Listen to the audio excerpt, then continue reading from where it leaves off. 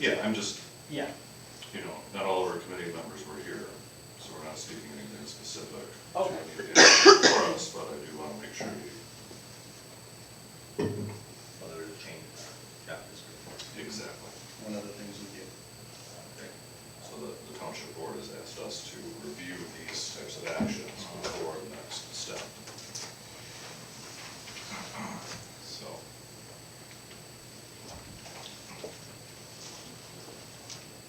Steve, did you hear anything from Marvin? I did not. I did just see a car pull in. All right, we can wait just another minute here.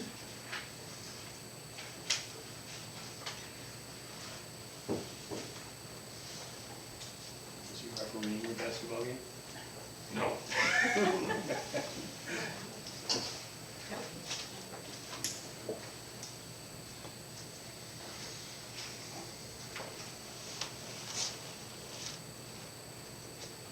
When college starts, there's a little bit of NBA to watch. That's a good jump back. That's great. Played a little bit below the rim here.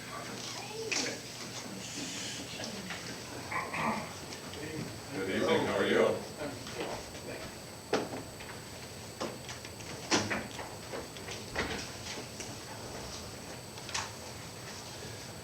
All right, it's slightly after 6 o'clock here on November 9th, so we'll call the November 9th Dalton Zoning Board of Appeals meeting to order. First on the agenda will be a roll call. Ken? Here. David? Here. Nola? Here. Marvin? Here. And I am also here. All right, next will be approval of the agenda. If everybody has a chance to review the agenda, if there's any changes you would like to make, or if somebody would like to approve them. I'll make a motion to approve the agenda. Support. All right. Motion to approve agenda. Any corrections, comments, etc. on the agenda? Otherwise, all those in favor, signify by saying aye. Aye. Any opposed? Okay, our agenda is approved. Next would be the August 23rd, 2021 meeting minutes. If everybody has had a chance to review those. And if any of the committee members know any corrections, otherwise, if anybody would like to move to approve. Move to approve. I'll support.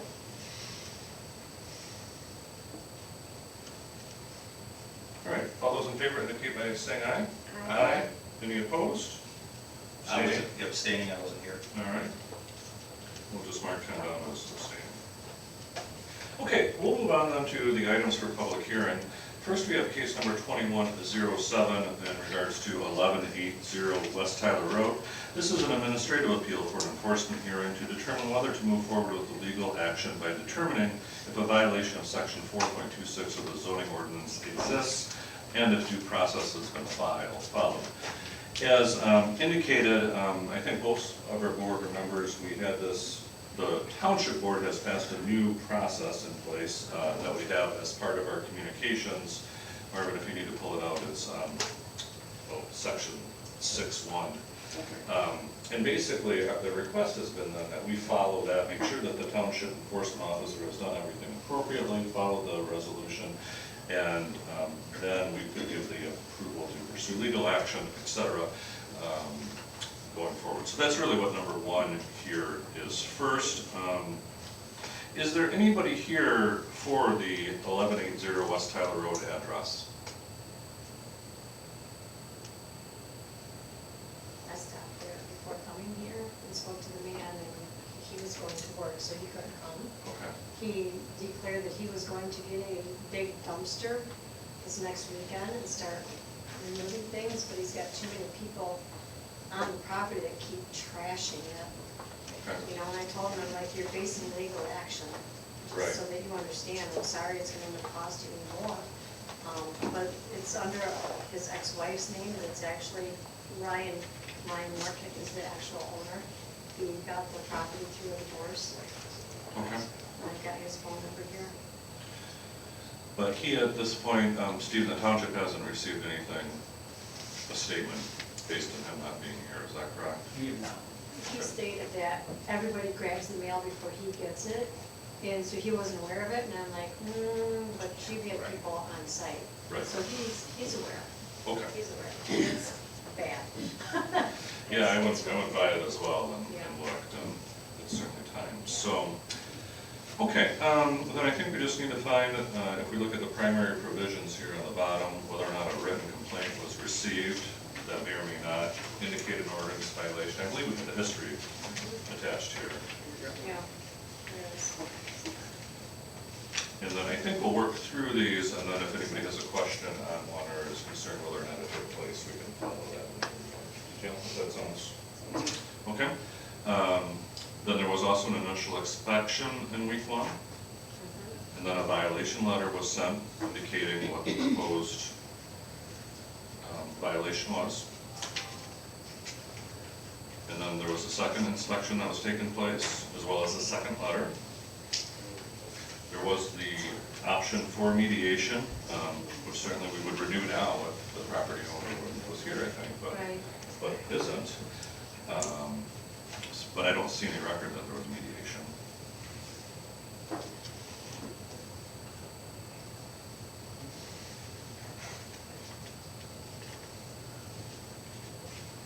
I mean, even the photos that we have here, it's even worse than the photos are actually.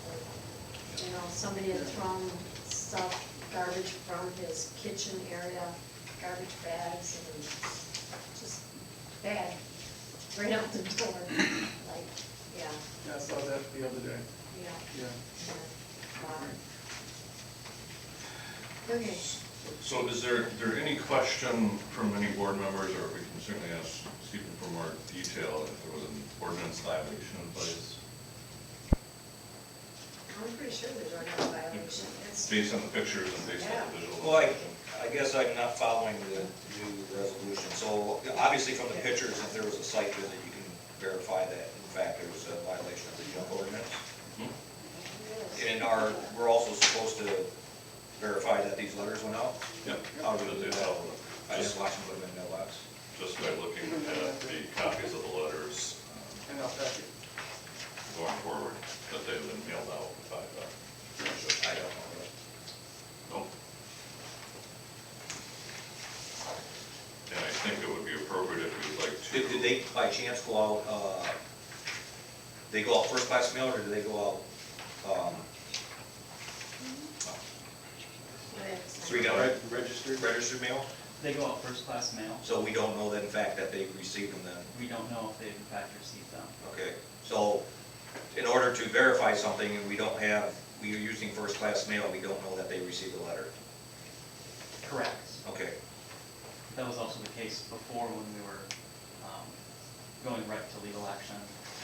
We didn't know that Right. if they received it. well, I guess I Yeah. follow again, I missed the meeting where we Yeah. adopted this resolution, so you're asking the board to make a stand on this, that these letters were in fact mailed and in fact received. I personally have no record that these were put in the mail, and I don't know that they were received. I would think if you're gonna write somebody a ticket or something like that, they should go out registered letter, registered mail. Because at first class mail is, I mean, again, like the gentleman said, somebody could be picking it up. yeah, he said. It may not get there, we may be sending the wrong address or something like that. Well, and this wasn't our resolution we passed. Right, I know, but This they're was asking the us board. to verify this. So I think a process that if we could ask for it to maybe go to registered mail, so at least we would have a record of. Yep. So we have a receipt, we can see who We have received the it. sent Yep. and then confirmed by signed document. Mhm. Well, and this was a conversation we had at the last one. Mhm. And, you know, as the ordinance is written now, it states that it's sent out. Not that we guarantee delivery, that it's been sent out to the. Oh, yeah, so I understand. Yep. The concern we had with the last set of folks where they were threatening to shoot people if they stepped on their property and simply refusing Wow. registered mail. Yep. Okay. Well, And then we weren't any farther ahead at that. Well, actually, So- you would be, you'd have the registered person would say, you know, if, you wouldn't send somebody out there multiple times, but if somebody went out there for the first offense, they took a registered letter, and they would make notes that they were threatened, and thereby, if they were threatened and serious enough, there would also be a police report, so then we would follow up on that. Again, we have something in writing to say, as a board, we can say, yes, this was handled in this manner. Right now, I got a first-class mail, I don't know what it's done. So basically, you're saying that now it's gonna have to go through 4 more registered I'm letters? not suggesting that, I'm not a legal person to say how this gets through. Yeah, What I'm saying is for me as a board, for this board, to tell them that they've done their due diligence, I can't do that right now. right, Because there's no Right. proof this letter went out, there's no Right. proof this letter was received. right. I believe that by the pictures that the site was visited, Oh, yeah. I do believe that there's a violation of the site, Mhm. but I can't tell them, yeah, you've done your due diligence. Okay. You know, if I get called to court and say, hey, you approved this, they did this, Mhm. what did you base this on? Right. First class letter's gonna get you nowhere. Okay. Was any of the mail returned? Any of the letters that were sent out, were they returned? I don't believe so. Stephen, did you personally mail each of these? I did. Clay wrote them and printed, signed them, and I put them in the envelopes. Except one, for this offering the mediation, because mediation had not previously been offered. Yeah. We saw that in the last letter. I guess this one's a little sticky. If it is a divorce situation and the letter was sent to her, if she has her mail Exactly. forwarded, it would not arrive at his address. I would agree with that. So I think that would be one thing to, I don't know if you write it to, She lives in Alaska. Well, what program do you use? You mailing these to the property owner through the Muskegon County Register of Deeds, correct? That's the legal property owner. We use BSNA, Use BSNA, which is Muskegon County Register of Deeds. That's where it comes from. yes, Okay, so you're mailing it to the listed property owner on BSNA. correct. Okay, who's the listed property owner on BSNA for this property? It's Jennifer Norcat. Okay, so where was the letter mailed to? It was mailed to 1180. Under whose name? Jennifer Norcat. Okay. Where? It's the heading, these are mailed in window envelopes, Mhm. so, the name, address, and city and zip, that's where that was sent to. Okay, on BSNA, and I know the version I use, it gives you property owner, and also gives you property owner's address. Does the property owner's address match the property? I believe so. Yes. Okay. So, let me ask you another question, it's a little sidebar on this, but is she homesteading this property? I'm not aware of that. Okay, well, somebody said she lived in Alaska. The ex-wife lives in Alaska. Okay, and the ex-wife is Jennifer Norcat? Correct. Okay, so she lives in Alaska, all right. We don't know that she lives in Alaska, so we're pulling the information off BSNA, correct? Correct. Okay, We're still notifying the appropriate owner. correct. The appropriate owner received notification through first-class mail at the registered address that she's living at. Correct. Well, still agree with you, we don't know if it was received. Correct. The ordinance or the resolution says it was sent. Well, And one of the things we talked about at our last meeting, I think, we need to continue to give the board feedback that Stephen has said he would, because we're the ones enforcing this. And one of the things we had said to them is we're gonna run through a few of these, and then we're gonna need changes made based on actually using it a few times, because we're the ones stuck well, again, in making this determination. right, you're making a determination for them to move forward in a legal manner. What are you basing that information on? It was discussed last time that a consideration would be registered mail, would be a good way to do it, that give us some validation that we did our due process, At least one, at least one. either the first or the last. you would have the date that the envelope, the mail was sent out, and you'd have the date that the thing was returned, signed, or other. Or refused? Or whatever, you'd have two steps. Either not delivered, refused, or signed. Yeah. Yep. One of the three. But any communication through mail should, all of them should be all registered. If you're gonna If you're gonna rely, through the whole process is due diligence on, so we said four letters out to follow up through this? Yes. Typically 3. Three, okay, so we sent 3 letters out, and then it goes into legal action, is what you're asking, correct? Correct. Again, I apologize, 'cause I wasn't at the last meeting, so I'm kind of picking up on this. So, every letter should go out registered, if we're gonna vote on it, say, you received this letter 3 times, or we attempted to mail you this letter 3 times, so that we can make an action to move forward in a legal way, you know? We could do that. We could also do, I could fill out an affidavit of mailing, stating that I mailed out on this date, this letter, on this date, this letter. That, And that's the what I do. concern is not, at least in my eyes, is Yeah. not whether or not you stuck it in the mail. I believe in a professional manner that's gonna happen, it's whether or not they would have an attempt on their end to receive it. Okay. So the concern is over whether or not they received the notice. If they received it, or if they, if they either received it or denied it. Or if it gets brought back undeliverable, then, again, you can, we know what's going on with this letter. Yes. Why not just nail a copy of the letter on the door, front door? Send out the letter and nail it on the front door. And then whoever nailed it can sign an affidavit, so we put it on the front door. All right. The question before us right now will be whether or not the township has followed the resolution and is able to do what really they have already the authority to do. We are a review agency, whether or not they have done and followed the Board of Trustees' decision and determination for this resolution. I think that's the primary question. Part 2 would be sending feedback to the board of, I think what you've got here maybe a little bit unworkable, and we need to have, certainly Nola can bring back some of that information as our board representative, that our concern is, granted, you don't have to do any of this, but somewhere along the line, we make sure we actually receive it, as an attempt for them to receive it. I mean, I am not a lawyer or anything, I don't know, maybe photograph with it and posted on the door, possibility. Yeah, it's not, this use is not what's authorized by the resolution as prepared. But I think it'd be a good idea to have that piece.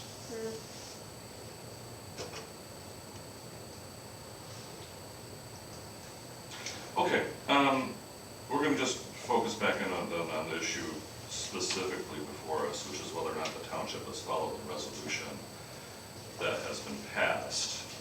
That there was what appears to be an ordinance violation, or at least enough that we believe there could be, and then 2, whether or not they followed this resolution 2021-34 as presented to the zoning board of appeals. So I don't know if anybody would like to move to approve or disapprove that based on the documentation that we have, understanding we don't have as much as Correct. we would like. We do need to have a public hearing.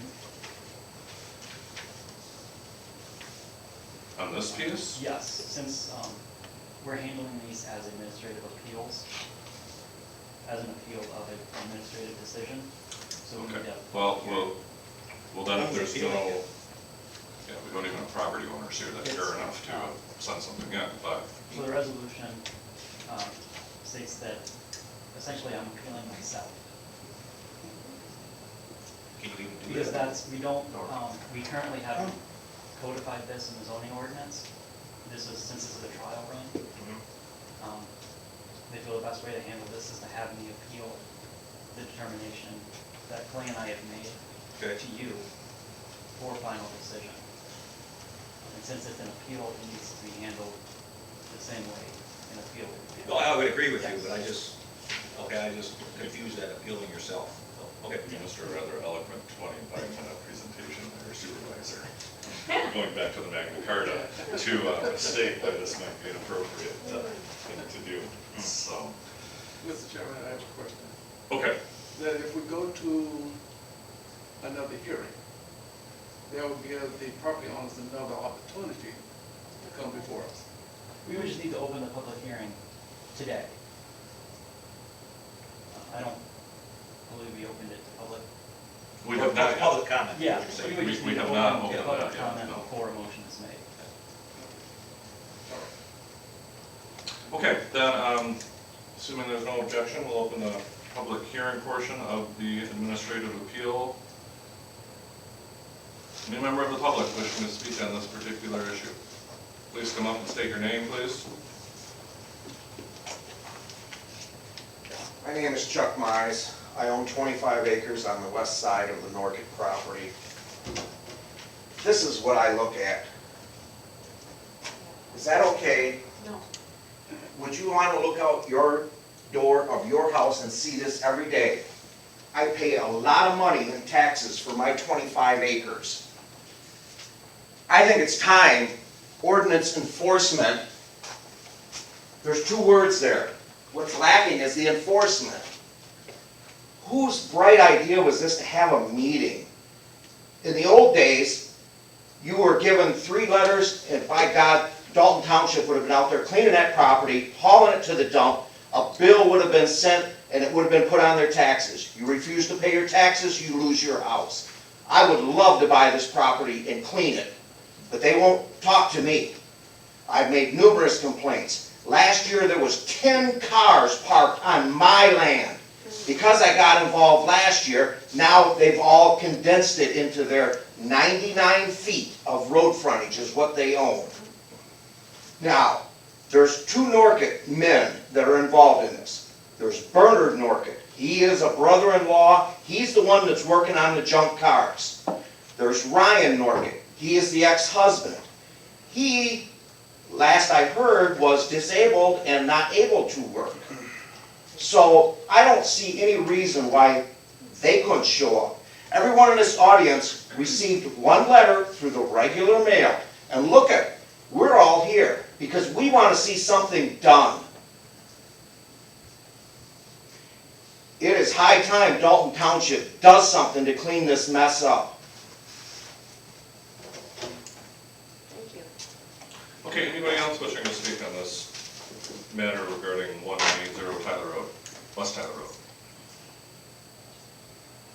All right, then we'll close the public comment portion, or public hearing portion of this proceeding. All right, any other questions from the board? I have a question. Mr. Mize spoke. Previously, we mailed out letters, and again, I'm on the zoning board, so I'm not involved with the actual citations and the cleanup. But previously, was there letters sent and then Dalton cleaned up the property? Is that what happened in other cases, not this one, but any other given case? I've owned my property since 1988. It Right. was done differently back then than it is now. That's what I'm asking. That's what I'm asking. So previously to this resolution, it was done, handled differently, correct? Correct, 3 letters, and then a ticket was written. And then from the ticket, eventually either court action or cleanup or something like that? Correct. So- Okay. Why have we gone to this portion of it? Why, what is Because it? our board of trustees has determined that we should Yeah, review this. why, I understand it, no disrespect, but why did they decide that? Why can't the zoning administrator just, okay, you've done your job, I mean, it's a pretty clear ordinance violation. Why do we need to be involved? I guess there's concern over abuse of power and due diligence and making sure processes have been followed. And as a trustee, I know that when we voted on it, we discussed it, it was to give people a fair chance to get on top of it and deal with it. And this is allowing them enough time to do, this man, they've had enough time. So Well, now that's- something has to be done because. And I agree, this is- 100%, they need to be allowed time, everybody needs Yeah. their time to do whatever, but if you get 3 letters spaced out, what do you space your letters out, every 2 weeks? Every 2 weeks. or Yeah, one so you get, your 6 weeks, and if, okay, I got a letter, if I came to you and say, okay, I got the letter, I understand I gotta be in compliance, I'm gonna start on it, it's gonna take me a month to clean it up. But if I showed progress, you would work with me, I would assume, Yeah, right? Clay would work. Yeah, okay, all right. I also have a question about zoning. That picture shows their garage. The aerial photograph is a single stall garage is what they're paying taxes on. Last fall, they added on a lean-to, which made it a double stall garage with no building permit. Now they planted poles in the ground on the back side of it to add another lean-to on the back side of it with no building permit. Could that be looked into? That would go to the building, Should be, building inspector should follow up on that. yeah, we're not able to review that at that time, but we would encourage you to contact the building inspector. Or- I'll give him or- a tomorrow, let him know. Right. So.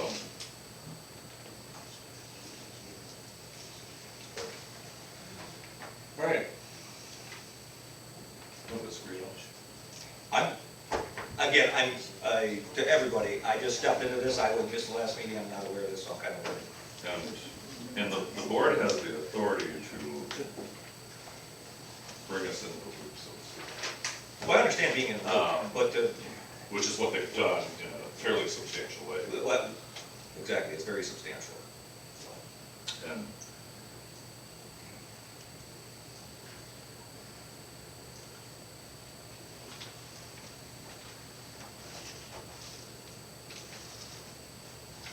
all right. What are we thinking about this one?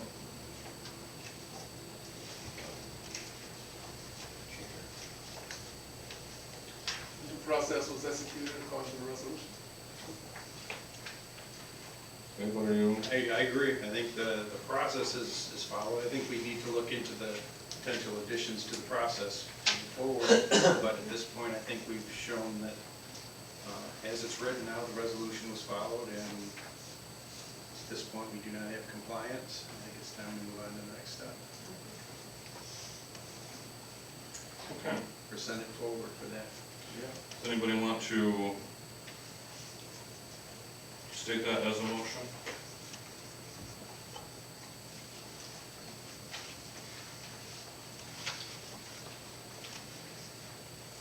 Yes, I'll make the motion that, we should,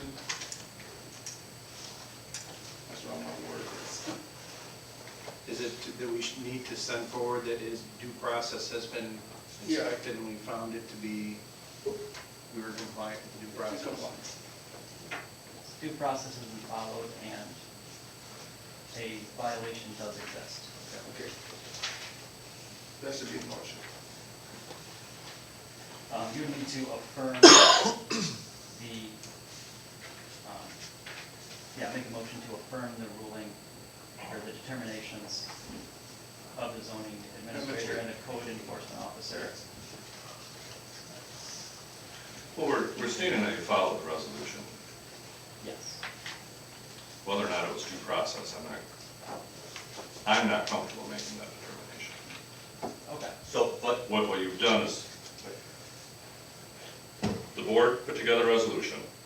They've asked us to now opine on it in order to give the person one more chance. I'm not comfortable saying anything other than you have followed the resolution as presented. Is this accurate due process? Personally, I'm not going to touch that. I'm just going to say whether or not you follow the resolution as presented. That's all I'm comfortable doing, but I can vote no, certainly if any of our I others. understand what you're saying. And then I think in perhaps later business, we need to discuss the board. We want I've seen that. to do a little more discussion with our board of That's trustees. real. So, Yeah. so Marvin, I don't mean to No, hijack no, your I think that's a wonderful point. started resolution. I think that was helpful. So, we want to approve the resolution. But be cautious because the resolution states that we are determining due process and follow. Just use that as caution.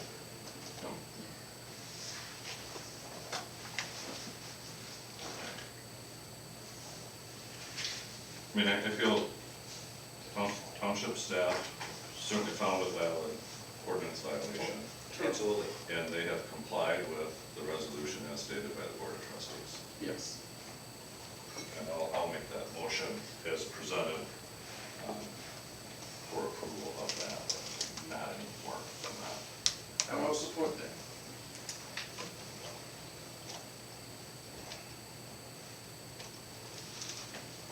Okay, let's work through here. I will approve. Ken? I abstain. David? Yes? Nola? Yes. And Marvin? Yes. Okay. All right, so that resolution carries as presented. Now we will move on to 2108, which is 1824 East River Road, which is essentially the same question we just had, just for a different parcel of property.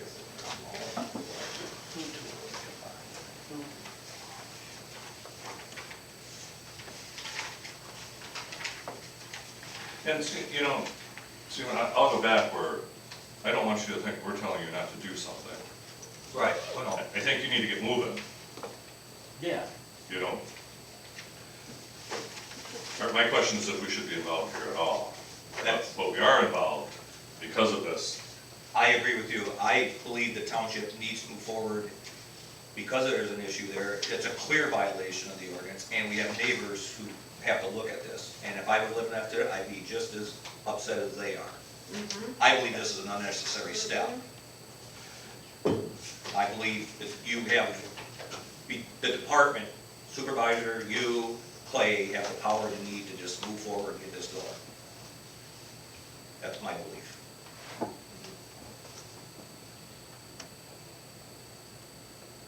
I think I believe shared by many of us here. So, all right, well, let's repeat the same issues in regards to 1824 East River Drive. This, once again, is an administrative appeal for an enforcement hearing to determine whether or not to move forward with legal action by determining if violation of section 4.26 of the zoning ordinance exists and if due process has been followed. If everybody has had an opportunity to review the staff report on that. Yes. So this is similar to the other one, I think, sufficient amount of pictures. And once again, Stephen, we'll just ask you if you could inform the board whether or not you mailed these I did letters mail out and sent them.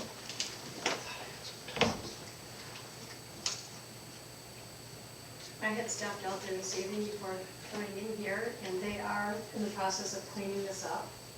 And I've got pictures here, like this trailer is no longer in the front yard. There's a pop-up camper in the backyard that's now brought forward. They are working diligently at cleaning it up.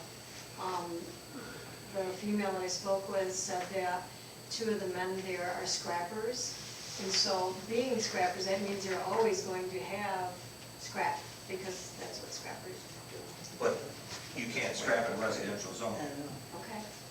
I would, It's not scrapping, they don't scrap there. A lot of the junk that was at our house. Hold on, Oh. hold on. We'll certainly open up for comment here in a few That minutes, was so. her words, yeah, to me, was that that's what they do. Okay. if, So, that would be a at-home business, and would be a scrapping at-home business as well. I don't believe so. It would at least need. In my understanding of the ordinance, yeah. Yeah, it would at least need to be considered a home-based business with planning commission approval. Correct. All right. And if they were scrapping, my concern was, I drive by that every day, I live in that area, and there's things that could be scrapped that leak, oils, fluids, coolants, things like that. That needs to be done in a proper situation.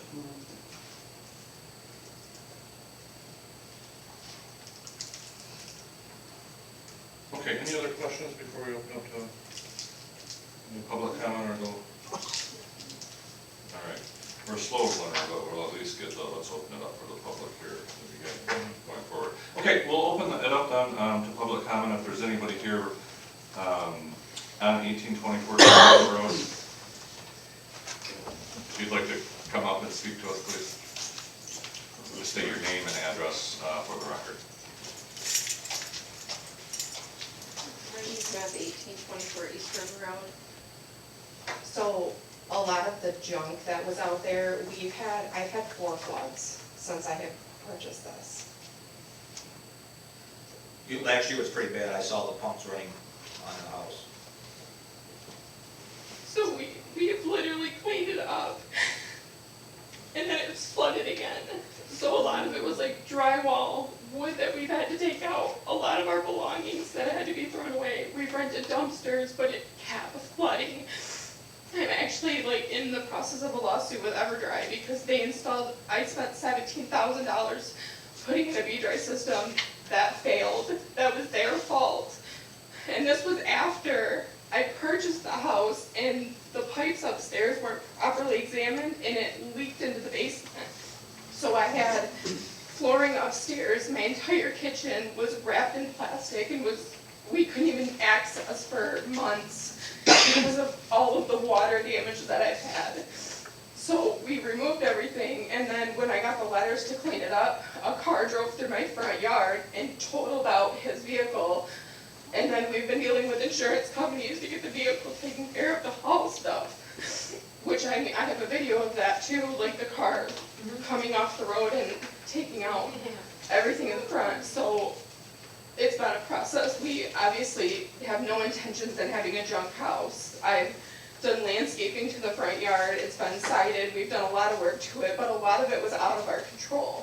There was so much water that we didn't even know what to do at that point.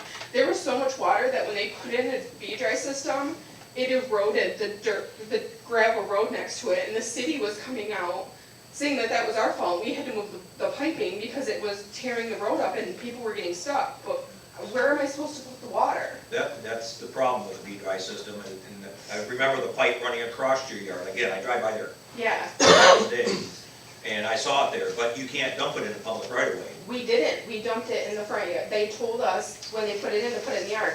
Our yard, I have pictures, was so underwater. When you walked into my side yard, there was so much water in my yard, it was running a river to the road. We Right. weren't running a pipe to the road. The pipe was feet away from the road. There was just too much water. Right, and that's the problem with this, is trying to control the water when you're in a high water. Last year we had high water, you're in a high water area, there's nowhere to go, but it has to be, part of the responsibility is it has to be Right. kept out of the right of way. But we then moved the pipe to the back lot, which then they came back out, and the pipe that we had, they hooked a flexible hose to it and ran it out to our back lot, which then created a lake in our backyard, which then still eventually went to the road, because I can't control how much water. I mean, my electric bill is $400 every month that I'm still paying, because these pumps run 24 hours a day because there's so much water.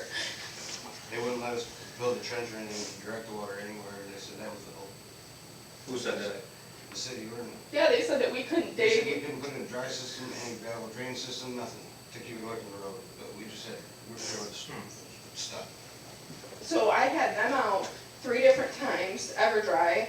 I literally have to go through a whole process with them because they installed the entire system, and I have pictures, they installed the whole system wrong.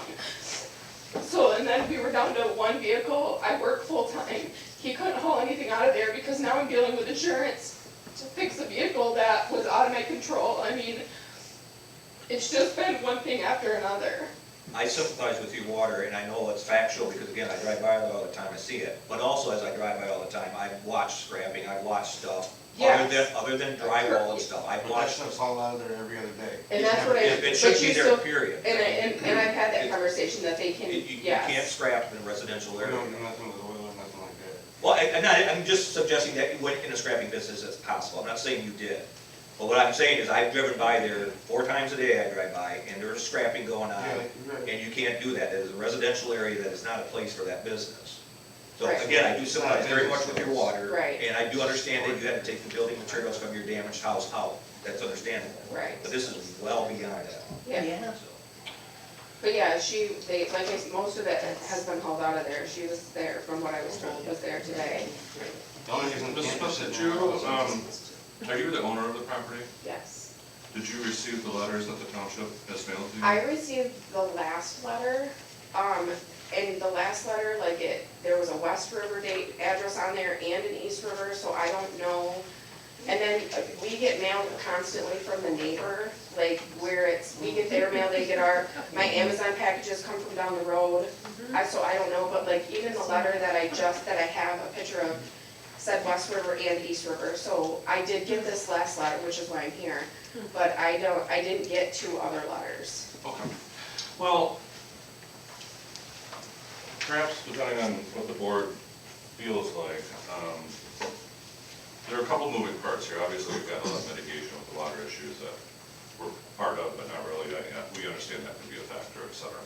One of the things that the resolution, which we've argued whether or not we should be, but we are. One of the things the resolution does, in the second letter, you were offered the ability to request mediation.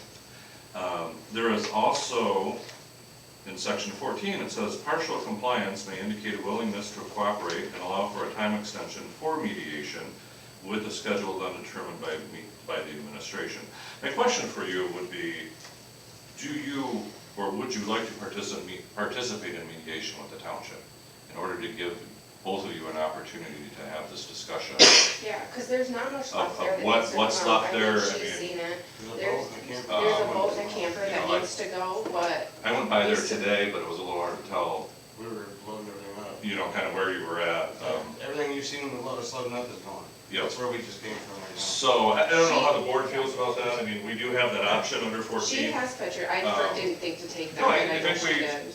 We also trust our committee members' Yeah, report, that she's seen that. So my question for you is that something you're interested in doing?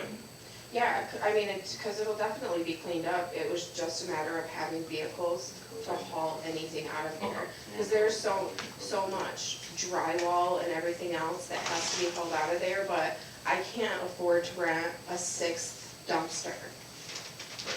And I put a metal cutting grinder, angle grinder, like, literally through my hand. Yeah. We just all not- that say, Yeah. COVID. we're just Well, not you're- getting back to being able to use that. And I don't wanna, Well, I don't wanna confuse the issue, because the point of whether or not you can run a scrapping business And I there understand has that. nothing to do with us. Right. But that will be circling back around, and Right. somebody's gonna, and mediation doesn't mean you may or may not be able to have a scrap metal business. That's not really before us. The question is, if you want more time to engage in mediation with the township in order to solve this ordinance Yes, violation, because it that will is be something cleaned that up. we could then grant to you. Mhm. So, any questions or any thoughts? I'm kind of just throwing that out there based on 14. I don't know if that's something that this board would like to entertain or perhaps move. Would it be something that you could, if you were to make a motion, for example, to table it while mediation takes place, and then have a follow-up? Have her make an arrangement for mediation? Yeah, we wouldn't make that, but the assumption would be she'd make a date for mediation and get this moving? I believe so. Okay. Try it this way. I make Is a there a motion. contact for that? Because I mean, I work a lot, so I don't, okay. Okay, I'll make a motion to table it for 30 days, and you need to make an appointment must be made for mediation within 30 days. Okay. I second that. Who do I contact for that? Yep, Scan the review has contact information. And then, if nothing has happened in 30 days, we'll revisit this to determine whether or not there's a violation, and if everything has been. I'm expecting that the Clay would have to follow up if there was no mediation and, determine where to go from there. Correct, at 30 days,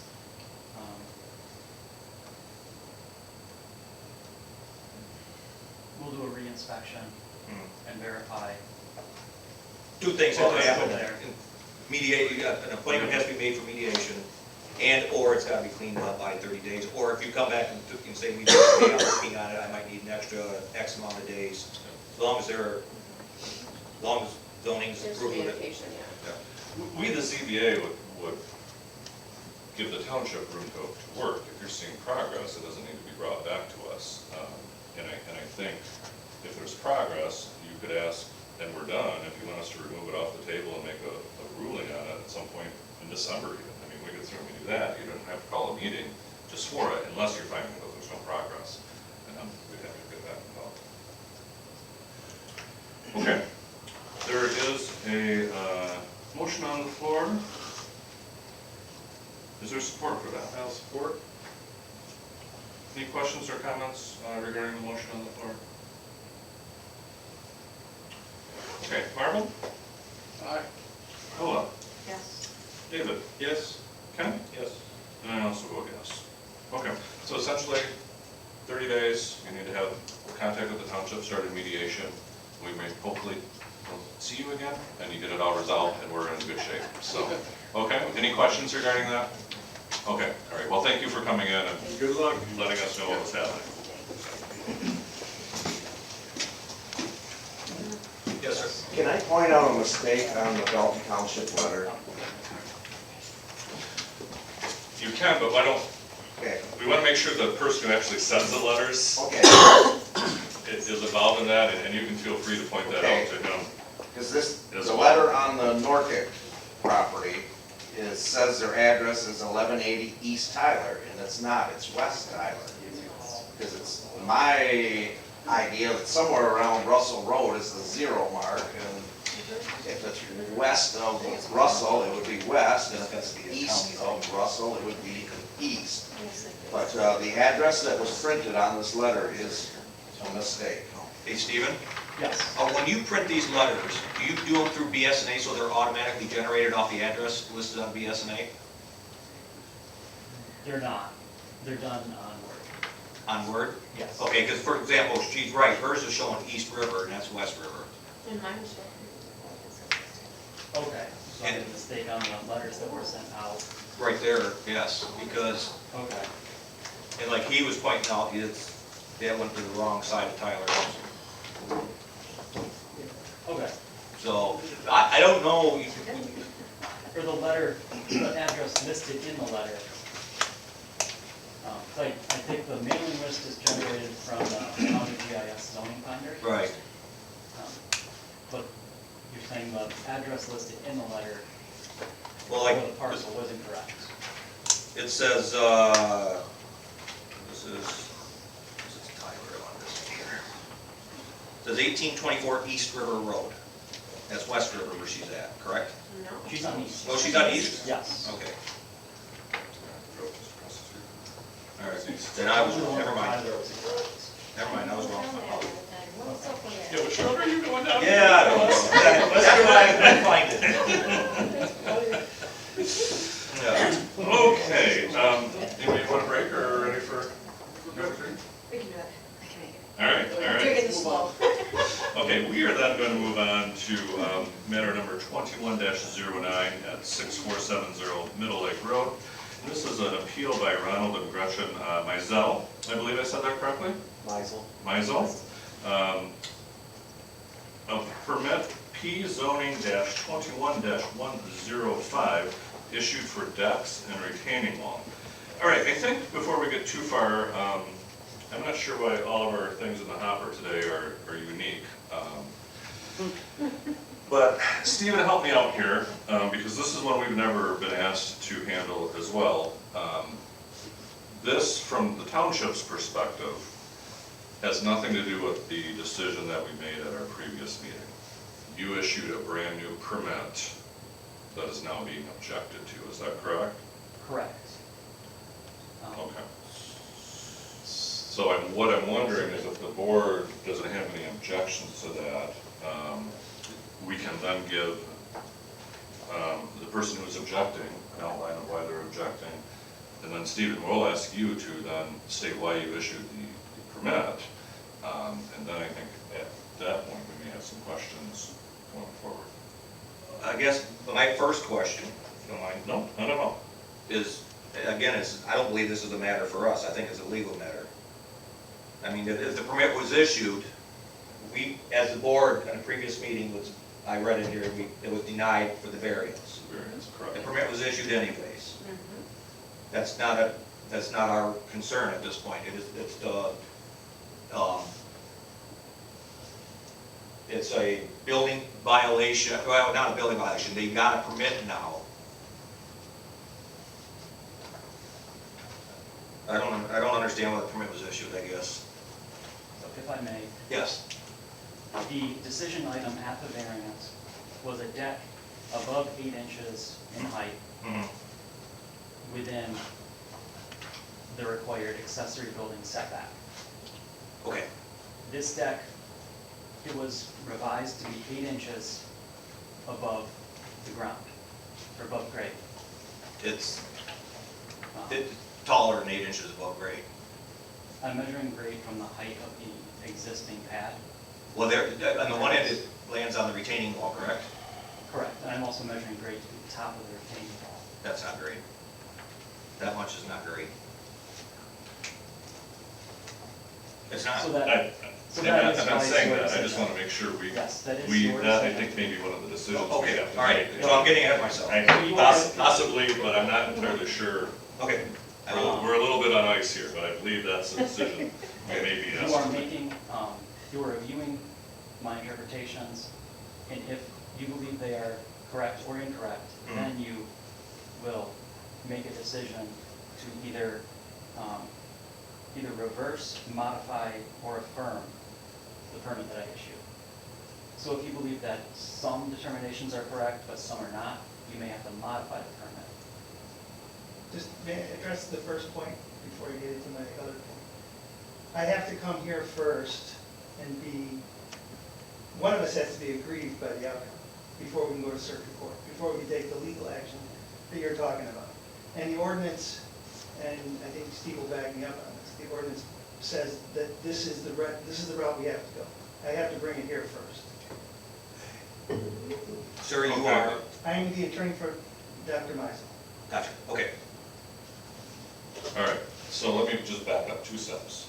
Does anybody have any objection to having the person who is objecting to this building permit speak first No, to present what their issues are? not at all. And then I'd like to give Stephen an opportunity to state what decision he made. Then I believe, yes, we need a public hearing, and then that leaves us with some determinations to make at that point. Does that sound, Being a unique situation, I agree with you.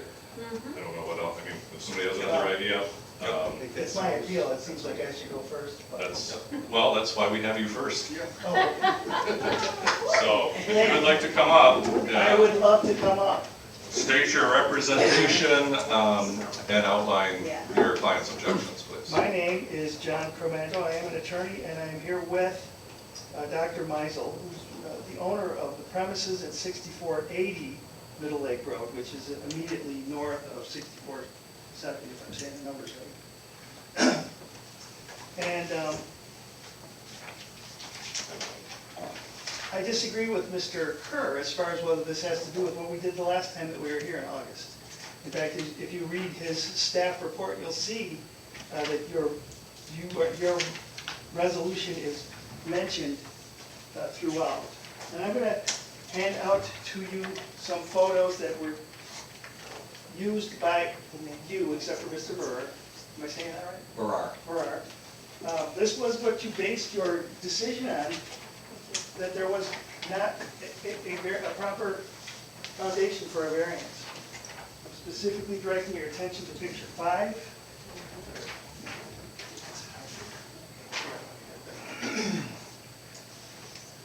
That's what you guys said was not within the request for the variance. Here is a picture of how it looked when they were building the deck. This is how it looked before the decking got put on. It's not different. This is exactly the same shot after you guys denied the variance. Now, I've read Mr. Kerr's report, and I've seen what it is that he would like to accomplish, but I don't agree with him that it has nothing to do with what you guys did the last time. He says correctly that the topography at the site is essentially a downward slope toward the lake. And that's accurate. That's what happens. The road, it starts at the road and it slopes downward. And as you can see from this one, again, from the prior hearing, that deck comes out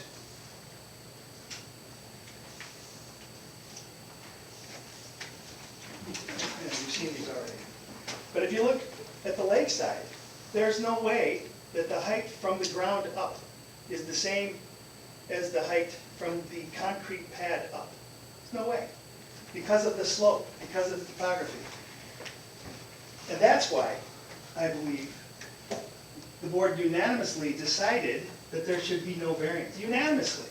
There was no evidence, there was insufficient evidence to support the variance at that time. It's the exact same deck now on the exact same property.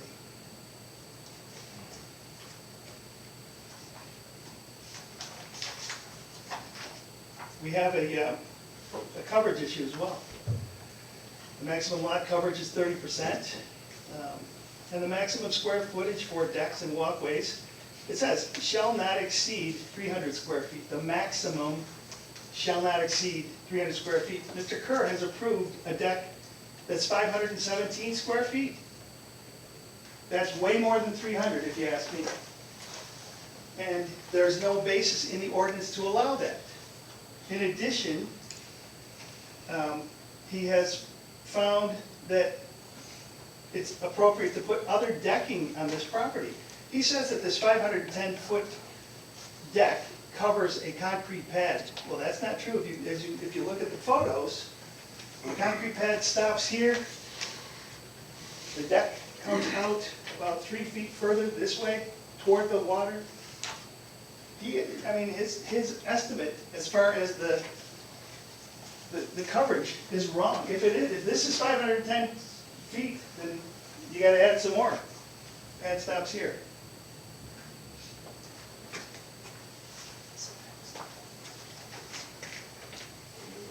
And it's the zoning administration's interpretation that when the maximum amount of square footage regarding decks was written by the drafters, they meant per deck, that it's not intended to be cumulative.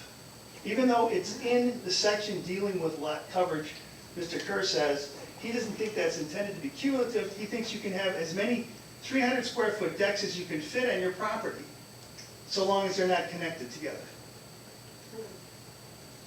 There's nothing to support that in the ordinance, and the permit should not have been given under that basis. And if you add all the decking that he has approved, we're going to have 1,206 square feet of decking on that property. And Mr.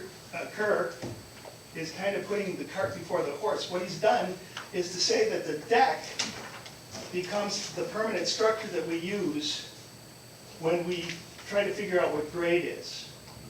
That this becomes grade, the top of this sets the grade. We don't have to worry about this part anymore. We don't have to think about this anymore.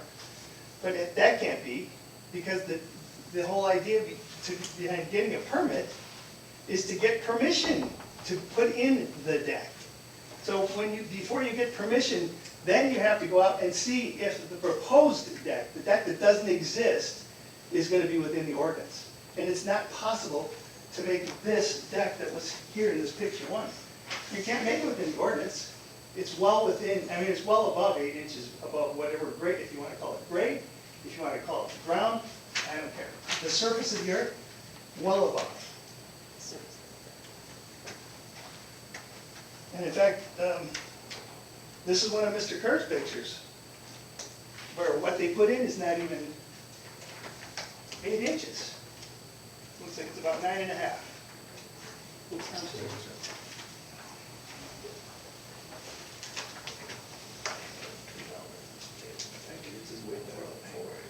Yeah.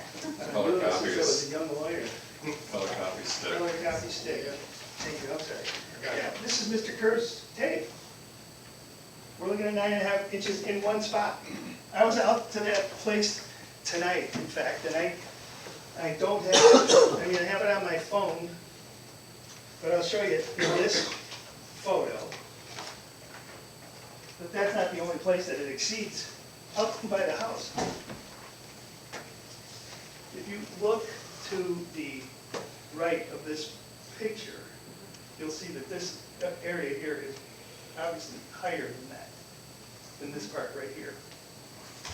There's a step up that obviously is higher than the concrete pad upon which Mr. Kerr says he based all of his determinations.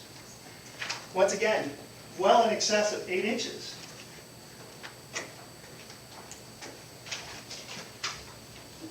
Actually, this shows better. I don't know if this is this supposed to be the elevated walkway? Yeah. Is that what you're calling the elevated walkway? No, this is all Okay. the 510. All right, so this is part of the 510, and once again, in the right, that it's clearly not the same height as the concrete pad, and in fact, isn't even touching the concrete pad. Despite the fact that Mr. Kirk said, when he went out there and looked at it, the new deck is over the concrete pad. If you look on the right of the picture, it is without a doubt a step up. From here to there is definitely a step up.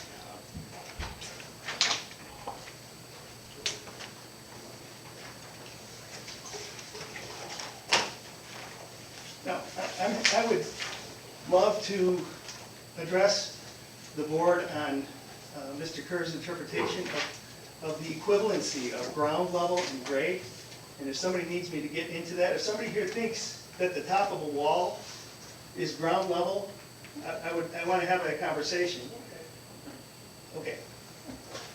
Because I certainly don't think that the drafters of the ordinance believe that. If you look through the ordinance, you can see that the word grade appears 27 times and the word ground is in there 57 times.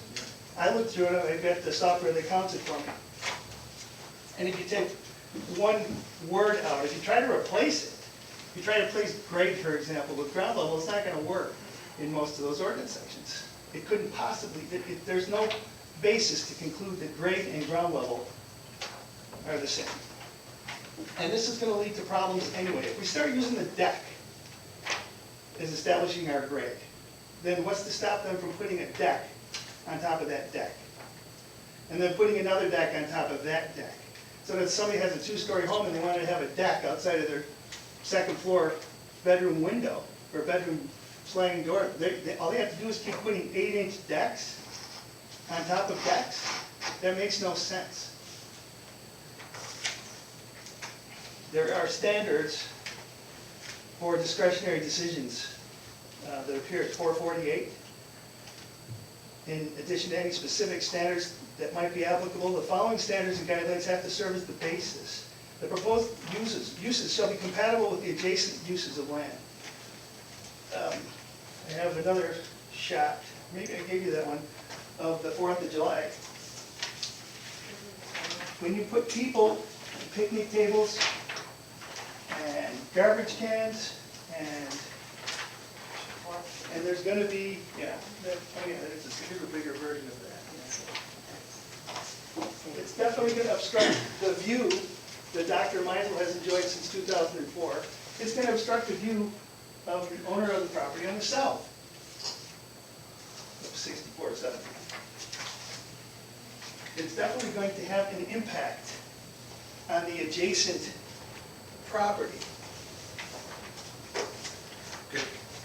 Can I ask a real quick question? Take as much time as you need.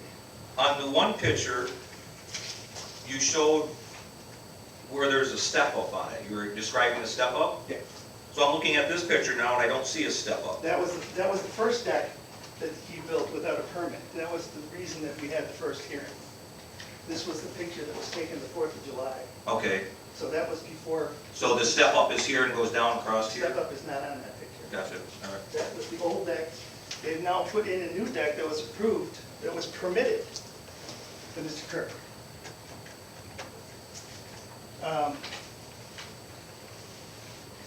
In order for you guys to conclude that what he's done is within the ordinance, you have to conclude that the drafters intended that ground level be interchangeable with grade. You have to conclude that they intended that the top of a wall is sufficient to establish grade. And if the top of a wall is sufficient to establish grade, why not the top of a house or the top of a boat hoist? If we're going to say that we can just make grade be whatever we want it to be, why not make it those things? You're going to have to say that despite the fact that it fell within the provision that talks about lot coverage, that the drafters didn't mean that the maximum amount of decking that could be on any parcel was 300 square feet. There's nothing in the ordinance to support that. And frankly, to conclude that his determinations are accurate, you're gonna have to decide that the intentions of one property owner, for reasons that aren't listed anywhere in the ordinance, are superior to the rights of the people that live around him. I'm happy to answer any questions. Yeah, I have a couple. Part of this is just to refresh my memory from when we reviewed this before. But looking at picture 1, you have still have a copy? I have pictures all over the place. If I recall correctly, and certainly if any of the board remembers this differently, where this cross-section is that comes out for support, that is where the concrete area ended. And the issue we had, or one of the discussions we had, was this extension out beyond that going forward. So I just want to confirm that, yes, that's your interpretation, that the concrete ended, or ends roughly at that line. I believe, yeah, that's the case. I think Mr. McKinnon's here. And not only that, but it ends up by the step-up. Okay. It ends before the step-up, too. In this picture, I don't have a number for it, but here's the end, the other end of the path. The deck keeps going that way. Okay, so my other question is, walk me through for a minute. We still have a slope. You know, it's hard to, I mean, we have level ground in spots, but typically not around lakes. So we have an existing concrete pad, but there is slope. So we can discuss ground level, grade, etc. No matter what you do, that's going to be a moving target as we're going through. Are you So I talking just about the like, concrete pad or the slope of the property? The what I'm, concrete pad's not moving anywhere. but what I'm referring to is, The grade of the ground. if we say 8 inches, We don't say it, ordinance says it. if we interpret, depending on how this is, as 8 inches above the pad, that will never probably line quite up with the ground because we have a slope that is descending towards the lake.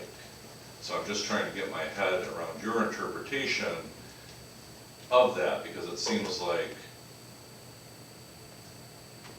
one of the discussions we had was there's a concrete pad there, it's ground level, relatively flush with the ground. The ordinance allows you to put 8 inches on top of that. Nothing more, nothing less, not 9 inches, not 10 inches, it allows you to do that. But the minute we run out roughly to this piece of wood right here, we're already going to be well off the ground level because that existing piece is already, I don't know, maybe 10, 12 Mr. Matt, inches tall from there. So I just wanted to see. there's a huge discrepancy. You can be 8 inches, but then you have to respect the offset. And But we're not discussing the offset right now. I understand. I agree with you. I understand. I what would just you're like saying. to hear some thinking around. Sure. What's the offset mean? It has to be, it cannot be within 6 feet of the property line. Oh, okay, setback, man. All right, Setback. gotcha. Which was one of our other issues with this Okay. front portion that was, because that wasn't existing. Can I add one? Oh, go ahead. I'm happy to address what you just asked. Did you? Can I add one thing real quick? Of course. So when you measure the 8 inches above grade, you don't measure it from the center of the deck here, you measure it from the edge, that's what you're referencing. I mean, you can build it in the center all day long, 8 inches, but as you get over this edge, or there, that's where your final grade is, and that's your final measurement. So it far exceeds 8 inches here, it exceeds 8 inches here, so it's above 8 inches. You don't measure it in the middle and say, yep, it's within 8 inches. I feel that's, at least in my mind, is exactly what the question is that I'm trying to Yeah, sort out. and Okay. I agree with what Ms. Morales said. That according, in fact, to the permit that was issued, it can't be more than 8 inches at any point. That's written in the permit. It's clear from the pictures that I've given you that it exceeds 8 inches at many points. And let's not forget that the ordinance doesn't just stop with 8 inches. It can't be more than 300 square feet. Go ahead and put a deck on top of your concrete pad, but you still have to obey the other provisions of the ordinance. And we haven't hit on that yet, although I appreciate you reminding us regularly. Is it also? Don't worry, I'll keep it up. I have no doubt, and would be disappointed if you didn't. So is it also your interpretation that the concrete pad as it exists is a non-conforming use? No. I have no opinion on the concrete pad as it exists, except Because, that it contributes to the lot coverage. To the extent that it contributes to the lot coverage, it's obviously important to what you guys are gonna decide today. and no argument there. And this goes a little bit, kind of maybe back to what you were saying, and this, frankly, I'm just getting it square in my head. But if we have a concrete pad that runs out, that's been there, all right? It starts, if we go back far enough, it's flush with the ground. Yep. Runs out, by the time it hits here-ish, there's Yep. some support up there, so it's obviously now off the ground. The concrete or the wood? The concrete, Okay. that concrete base. So if we are just stating anything at that point, that means that concrete pad, the minute it deviates from the grade level, is now out of compliance. And I have a hard time believing Well, it's out of that. compliance if it's in excess of 8 inches. It's not. If it's higher than 8 inches, it's out of compliance. So you would say right here, I'm still on number one. So where are we at right here? I don't know, I'd have to ask where Mr. Kerr put his tape measure, but I think we're higher than 8 inches out here. Although they're trying to make the deck level. But we're higher off whatever ground. But, so you're asking about the concrete? Yeah, I'm just saying, because this is already, if we go on the basis that you can't go 8 inches off of grade ground, Right. I don't want to, but we have a descending slope, this concrete pad is already out of compliance, because that's greater than 8 inches off of that as it descends. Right. However, there's a safety issue, which says we need to have level decking here. Well, I But if guess, that's okay, adding 8 inches onto that seems reasonable because it's pre-existing there. If that's not okay, then I think, well, we need to go. in my eyes, the concrete But I will, is an existing condition, it's probably been there, 50 Right. years, thereabouts. That's not a question today of how high the concrete is above or below grade. It's existing, we don't know what the ordinance said back then. When you put something on top of it, it will come into play because it's gonna be cumulative. So if the concrete is already 8 and you're putting a deck on top of it, whatever the thickness of that deck is brings it up that much more. But again, the concrete, in my eyes, is not a concern because it's existing, we don't know what the zoning ordinance was when that was laid in there, and so it is. It does, however, contribute to lot coverage, because it is existing on lot coverage. But I it's, was So supposed based- to bring that up again. So based on your interpretation, would you say you can do the decking closer to the house? Oh, Because closer to the house, I've seen that picture as I walked out there before, closer to the house, it's almost flush. The concrete pad is almost flush with the ground. In one of the determinations we discussed was back there, that had to be no more than 8 inches. right. That's true. I recall that. yes. So your argument would be, the minute we follow up and our 8 inches above that concrete pad become more than 8 inches off of the ground, that's where the decking Ground should level, stop. that's right. That's the way I read it. Wherever that line would be. So long as it does not exceed 300 square feet. So what's that issue is the extension of the deck that goes beyond the pad to the retaining wall. Which And- means it would be out of compliance with the 8 inches. And the other way, In other because for the words, same reason. yes, If it's not on the pad, then the points that Mr. Manette is raising right now are not pertinent. I mean, if he wants to talk about what's on the pad, so if it's not on the pad at all, then it shouldn't have been permitted at all. Yeah. Once again, if it's not 300 square feet or less, it should not have been permitted. Also, if it doesn't contribute to what is already an excessive lot coverage on this property, it should not be allowed at all. We have a problem, he's already 17% over his lot coverage. already. And Mr. Kerr is giving them permission to add more lot coverage. One of the reasons we denied the variance request for the setback Mhm. was because we said, no, the deck has to stay lined up with the concrete With that's the already concrete. there. Because there was an overhang proposed Gotcha. coming closer, and that's what Yeah. And we that's, said. So on the detail, you saw the deck was gonna be bigger than a concrete. It was at the time. Okay. It was at a certain point, Oh, gotcha. I'm sorry. At a certain point, you put a 2x6 on top of the concrete pad and then add a plank, you're gonna be probably lower than 8 inches at a certain point. If the grade goes down this way, you're not gonna be anymore. Ground level. Ground level is what the ordinance says. Doesn't say grade, doesn't say topography. Even though they use grade and topography throughout the ordinance, it says ground level. Yes, sir. Merriam's describes grade and ground are synonyms.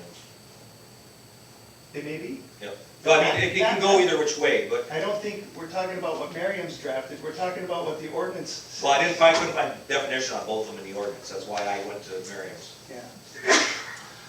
Okay, I had one more question, but any other questions? All right, I'd like to circle back to lot coverage. If I recall correctly, and once again, this feels like it was a year ago, even though it was only 1 month to 6 weeks. August, yeah. One of the concerns, or one of the issues, was that if you went back in time, the deck was now covering ground that hadn't been covered with anything else before. I don't know that that was an issue that the parties raised, I think it was one that Mr. Manette may have raised.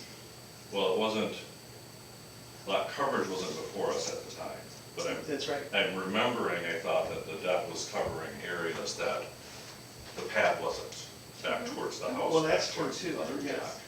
deck, Yeah. Which would change, the reason I'm asking is because that now changes what lot coverage may be. So when the motion to deny was before, okay, let me back up. What was the appeal originally here for? Was it for setbacks, was it for coverage, or was it for height? It was for setbacks, Setback variance. Setback variance, okay, and he was this way, okay. lot coverage wasn't brought up. Lot coverage was not brought up. Do we know at that time if there was an issue with lot coverage when that appeal was, it was not brought up, we don't know. Well, no, there wasn't an issue, we didn't bring it up. No, so we don't know if there was if it was over lot coverage or not. It was not brought up, it was not discussed. We know that it was over based upon the work that Mr. Kerr has done. He's already gone back in time and saw that when they put their driveway Well, in, they were over. Well, when it was brought to the board here, it was not discussed on lot coverage. No. We didn't know lot coverage, all that. The appeal at the time was for setbacks. Correct. Yes. But there was some conversation with the board, which was if you seek a permit, because it had been unpermitted Correct. work, that one of the things that would be reviewed by the township Yeah. was lot coverage. Okay. Because that wasn't before us, just, that was something that Yeah, they and would look at, In lot coverage, as they do with everything. as I read through the ordinance and everything, is you can't keep building little decks covered up, 'cause otherwise they would have no lot coverage in there. You can just keep building, you can just keep pouring little 30 by 30 concrete slabs and have 100% coverage. It's accumulative. You build that, that's how much you get, that's your lot coverage, all inclusive, driveways, patios. They use the word Decks. maximum. So- Maximum, to me, maximum means the most you can have. Right, 300 square feet. and there's reasons for that. There's Yeah. water runoff, there's all different reasons. I don't know, if this got city water and sewer out there or septic? It's all subject. Septic, so I mean, there's issues with that. I mean, there's all kinds of things that come in play. My view is that it's, lot coverage is the max, no matter how you build the deck. So, and I do have another question, Steve. Yes. Was this permit issued under a building permit or a zoning permit? I issued a zoning permit, and then a building permit was issued as well. The building permit was issued as well. So is this falling under the Michigan Residential Building Code? I believe believe so. but Because you would I have to don't ask see the- no footings on this thing. You're building a You would have deck on to a ask- slab, you can't build a deck on a slab. You would have to ask the building inspector. Okay. Well, Yes. I guess that's another point to bring up, is I'm seeing a deck built on a slab that's built under the Michigan Residential Code. I don't see any footings, you can't build a deck on a slab. Because it's gotta be, I'm gonna guess an area, it's either gonna be 24 or 42 inches down for a footing. And a deck 4 inches on top of grade is, never adds up to 24 inches. I'd like to add that to our. Yeah. Well, it's a question, I don't know, if it's being built under the Michigan Residential Code and it's being designed to that, I would ask the building inspector if it is, and if it is, does it have footings? Okay. I mean, if it's being built under zoning doesn't follow the building code, there's things that come into play if it's attached to an attached deck. It looks like it's attached to the house up there. So if it's attached to the house, it's gotta have footings. If it's unattached, it's a floating deck, then it may not need footings, It is unattached, okay? The whole deck, correct, and that was a condition of the permit, okay? that they all be unattached. But That's unattached is not necessarily unsupported. Correct. But it abuts the house, so it's technically unattached, even if it's a 1/16 of a millimeter or a millimeter away from the house. It has to be anchored to the house to be considered attached. Is it attached to any of the deck that's attached to the house or anything like that? It is, well, I mean, ultimately, it all is, yes. If somehow it's attached to a deck or anyway to a house, and it's gotta meet the building code, and it's gotta have footings. If it's completely floating, I believe you don't need footings on a floating deck, but it cannot be in any way, shape, or form attached to the house. Now, again, it can be up to it, but what you're looking at, when you have a deck attached to a house, if it heaves, it'll take the house with it, as it freeze-thaw cycles. If it's unattached, it can heave all it's want, it can do nothing to the house, because it can move freely from it. So that's where it played. The other thing is, I didn't know, again, looking at these pictures, I have not visited the site, because I'm kind of, was in the beginning questioning while we're here, is it's built on a retaining wall. Is that retaining wall, footed? If you look at the 4th of July pictures, the retaining wall was in quite a bit of disrepair and falling apart. Yeah.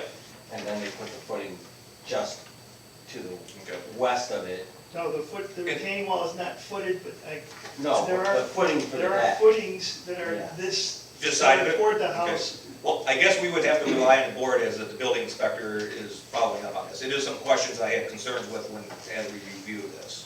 But the building inspector, Troy, correct, Correct, would have to review that. yes, and we haven't done, this is still in progress, we have not done any finals. Okay, There's a stop work order on the Okay. deck due to the appeal. okay. All right. Thank you. We still may have more questions If you do, as we go. I'll sit over We'll there. know where you'll I might be. even yell out if you don't. And, well, we're trying to prevent random yelling, but we'll do our best. And I think now is a good time to turn it over to Stephen Kerr. The one thing I want to not lose track of, even though I think I did, is I believe Mr. McKibben is also present here. And I'd like to make sure he had an opportunity, so maybe after Mr. Kerr presents the township, I don't want to not acknowledge that you're here, even though I did earlier, and I apologize for that, but you certainly need to have an opportunity to address us as well. So, all right, Stephen, if you could then state to us or summarize your position regarding this. Okay. Have you had a chance to review I provided a list of interpretations of the ordinance used for the P zoning 21-105, and an application of those zoning requirements for P zoning 21-105. Yes. Okay. Does everyone have a chance to review those? Yes. Okay. And I've also provided a response to the appeal. So I guess I'll summarize those. I'll summarize that.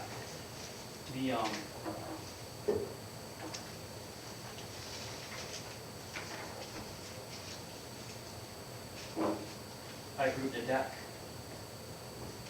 510 square feet, to cover the existing 510 square feet of lot coverage.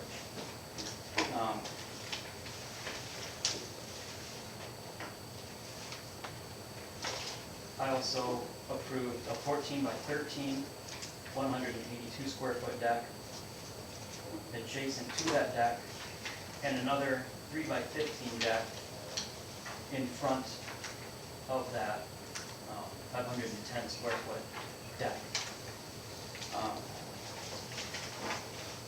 I allowed that because my interpretation of section, I believe it's 5,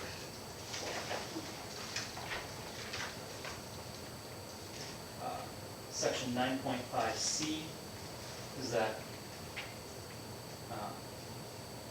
subsection 1 says open unenclosed decks or walkways constructed of pervious materials or with spaces which permit water to flow through shall not be included in lot coverage. And then subsection 2 further specifies that the maximum square footage of decks and walkways does, as excluded above, shall not exceed 300 square feet.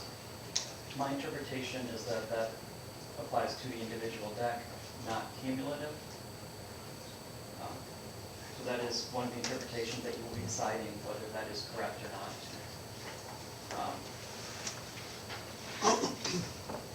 As for retaining walls, the top of a retaining wall establishing grade, I take that from section 4.37A, where it states that in order to develop the land,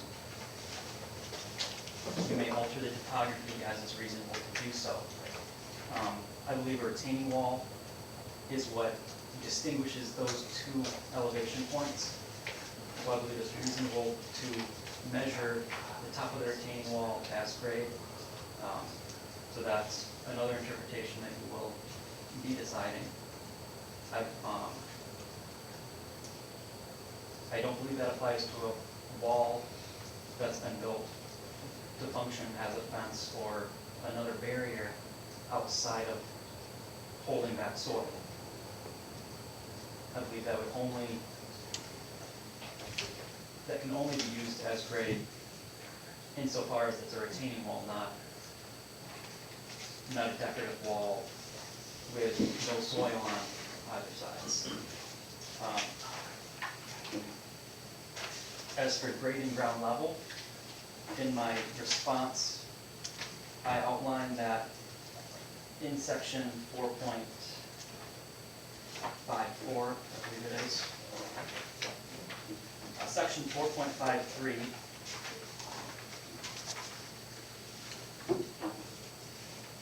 the term ground level itself is only mentioned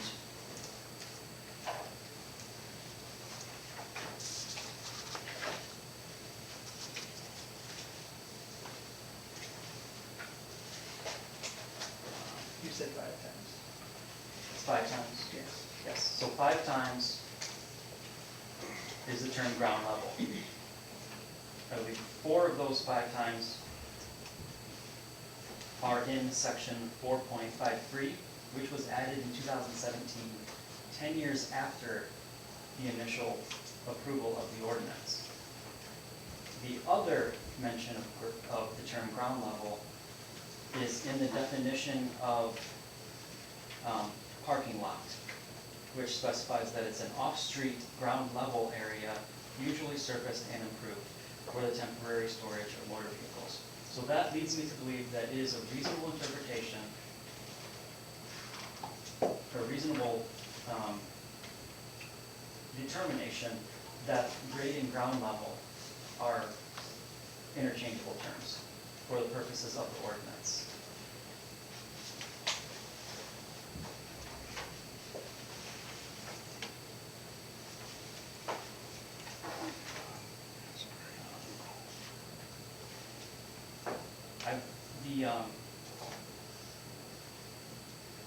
I believe that is, my interpretation is that as long as the 2 decks less than 300 square feet are detached, not attached to each other, then they would fit in my interpretation of the lot coverage, because there's no specific metric in the ordinance specifying distances from detached structures. So you can build an attached garage right next, or you can build a detached garage right next to your house. There's no specific,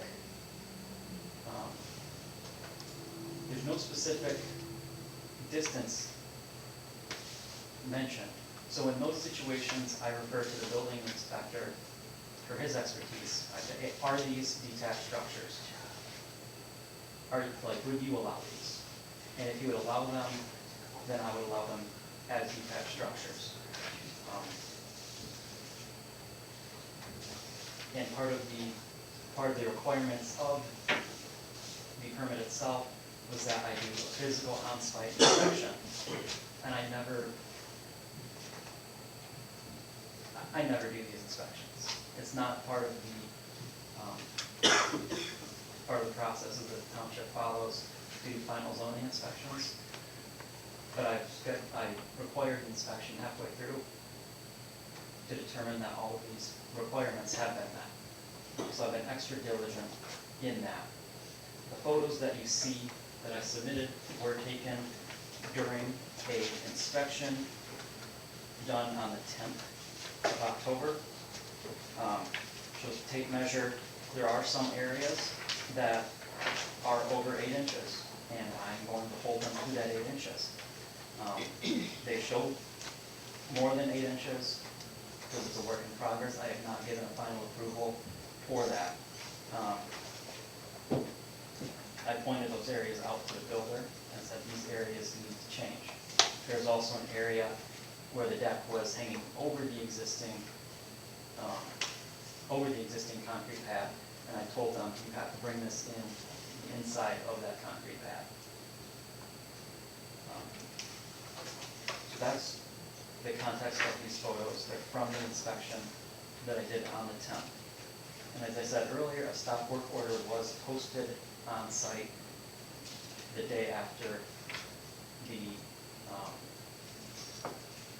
application and payment for the application were received.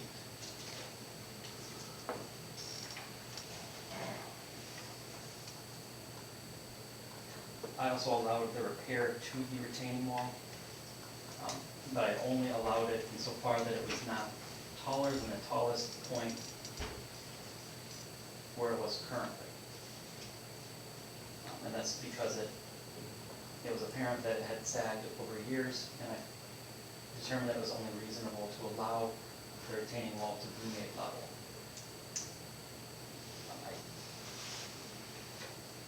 Is that the retaining wall that deck's resting on? I don't know I don't believe the deck is resting on it. It should be held. Oh, so it's just overlapping the top of that? Correct, so it's overlapping the resting top. on it. If it's resting on, that is something that the building inspector may need to have them move that, but I'm not concerned from a zoning perspective about that. Since again, I'm considering that grade, and that's the determination that you will need to rule on.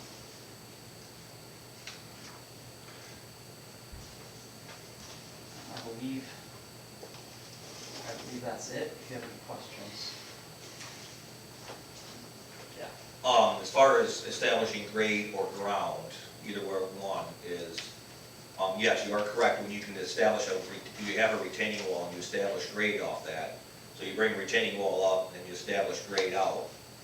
But to bring the retaining wall in this much, sitting on either cantilevering over or resting on, this does not establish grade. Its grade is actually going to be the bottom of that wall.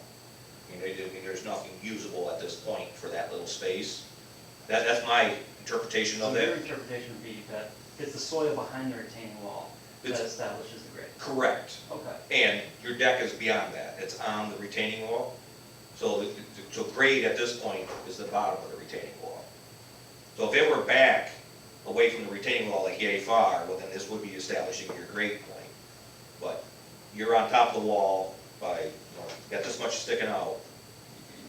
My belief is that you're establishing grade down at the lower level of it, which is exceed 8 inches. Because the alternative, and this is where my question was going to go, the alternative is what stops me from putting an 8-foot retaining wall up Right. right there. And then saying, I've now created grade. I mean, granted, that might be a little bit exaggeration, because eventually I'm cruising through the sliders of the house, but that's what, I mean, if that establishes grade with not a backfill requirement or anything else, I feel like I could put that almost anywhere I wanted to. So that would be more berming, which doesn't follow the natural topography of the land. So is there a three blocks landscaping, 5 is berming?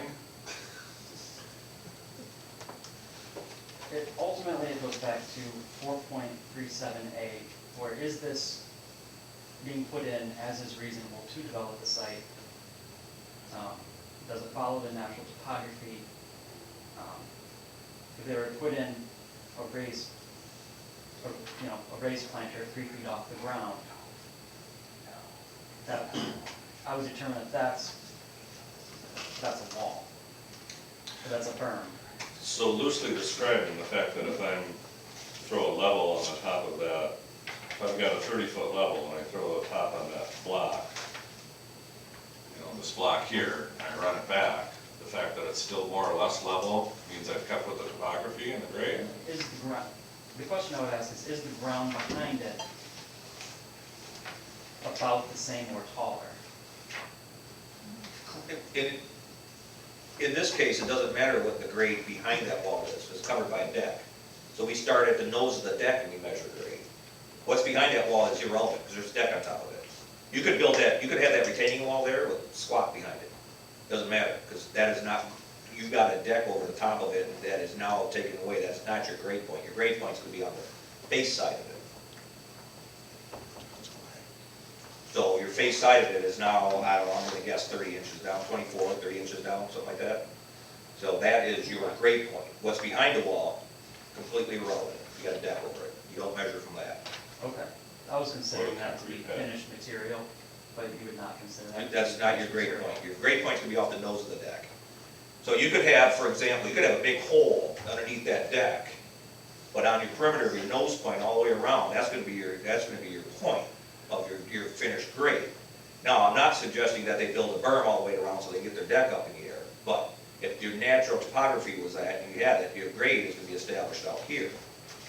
What's behind that wall, again, it's underneath the deck, it doesn't matter. And then what's in front of the wall does, but again, you don't count the top of the wall, it's only this much, it doesn't establish grade at that point. That's my opinion. Anything else on that, or should we Well, no, shift a lot? Okay, lot coverage. Yeah, I was just making sure nobody else had grade Yeah. questions I would like to, from the group. I would just like to toss a question to Mr. Kirk. On the 510 square feet, that's not something you measured, is it? You're taking somebody's word for it, and you've seen in the pictures, and you know that the deck that you permitted extends far beyond, on 2 sides, and maybe 3 sides, I don't know, the concrete pad, right? You know that's not, you know that that is not just limited to the concrete pad, right? I physically measured with the measuring wheel the distance from the start of the concrete pad behind the retaining wall to the point near to the house where the steps start, or where the house is. But it was all concrete pad that you were measuring? I believe so.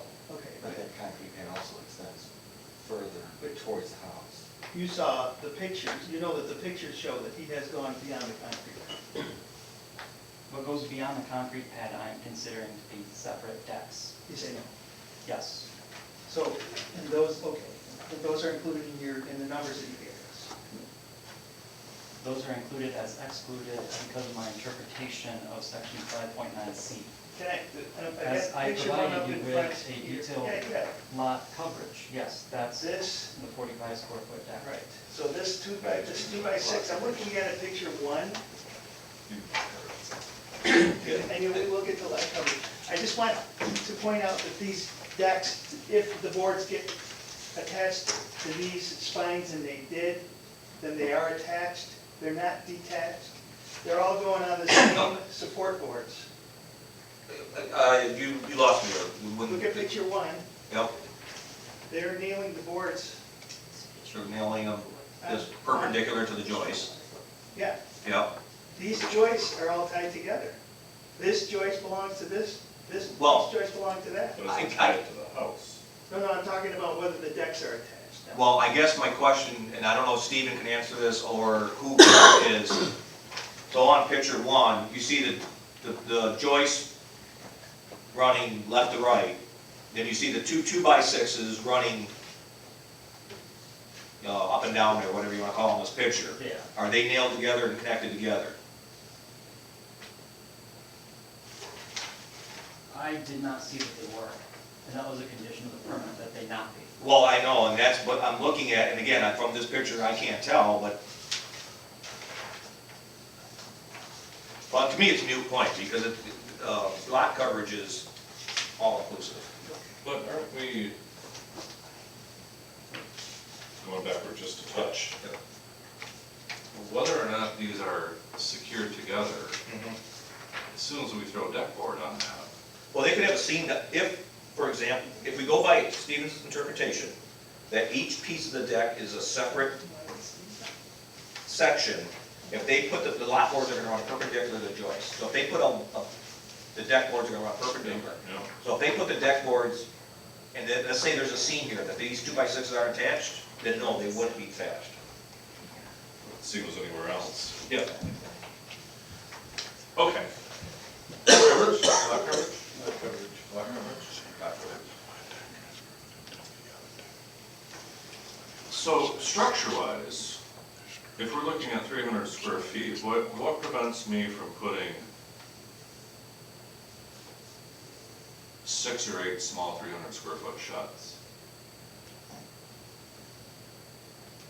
You said sheds? Yeah, I said sheds. If we're discussing the For a 300 shed- foot distinction So is what we have. 9.5C only says they have to have slats where water can drain through.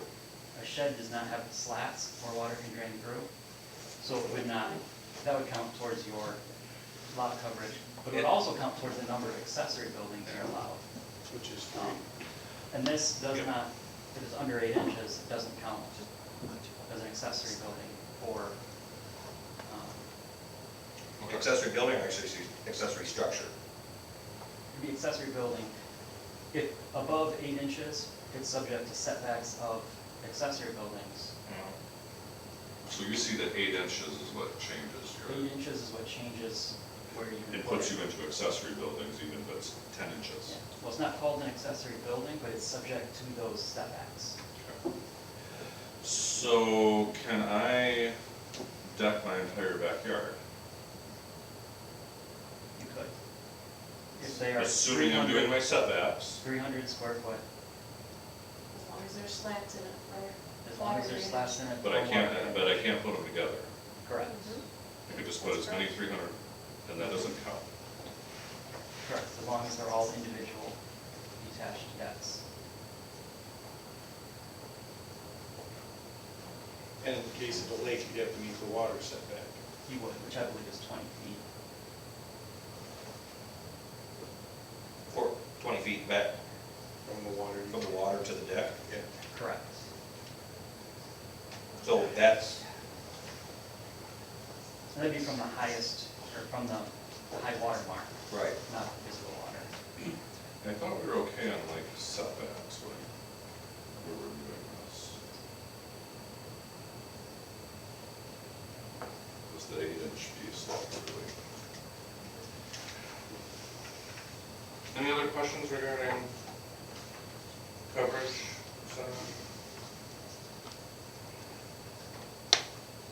So I should point out when I included the previous lot coverage calculation, that was done a year prior to this. And that lot coverage showed a total of 3,634. I believe that was done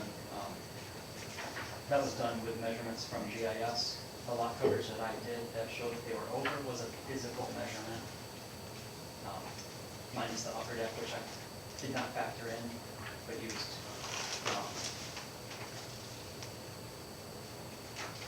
measurements from the variance application site plan to determine those.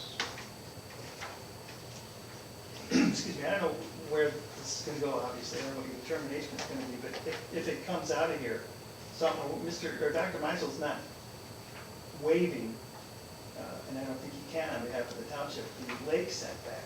That sure seems like it'd be something that the township needs to pass on before anything happens. Yeah, I'm just assuming that's not an issue before us, because that I hasn't have not brought that to you. been before us. I think that was more of an example of you can deck your whole backyard or front yard, but here you would run into a lake setback issue at some point. So, any other questions for Stephen, or want to make sure we give Mr. McKibben an opportunity? Okay, Mr. McKibben, did you want to address us, please?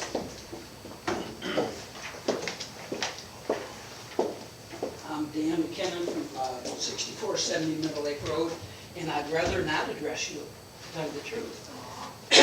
When we had the variance, I apologize to the board for the things that we assumed were correct.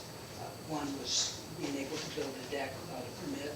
My builder told me I didn't have to do that, it was detached. Of course, we found out that wasn't true. The issues about the 8 inches was a concern. So I apologized, we went back, we re-looked at the situation. I had multiple meetings with Stephen and also Troy. We made every attempt to be able to follow the authority that's here at the township and to comply with any ordinance or zoning that might come into play.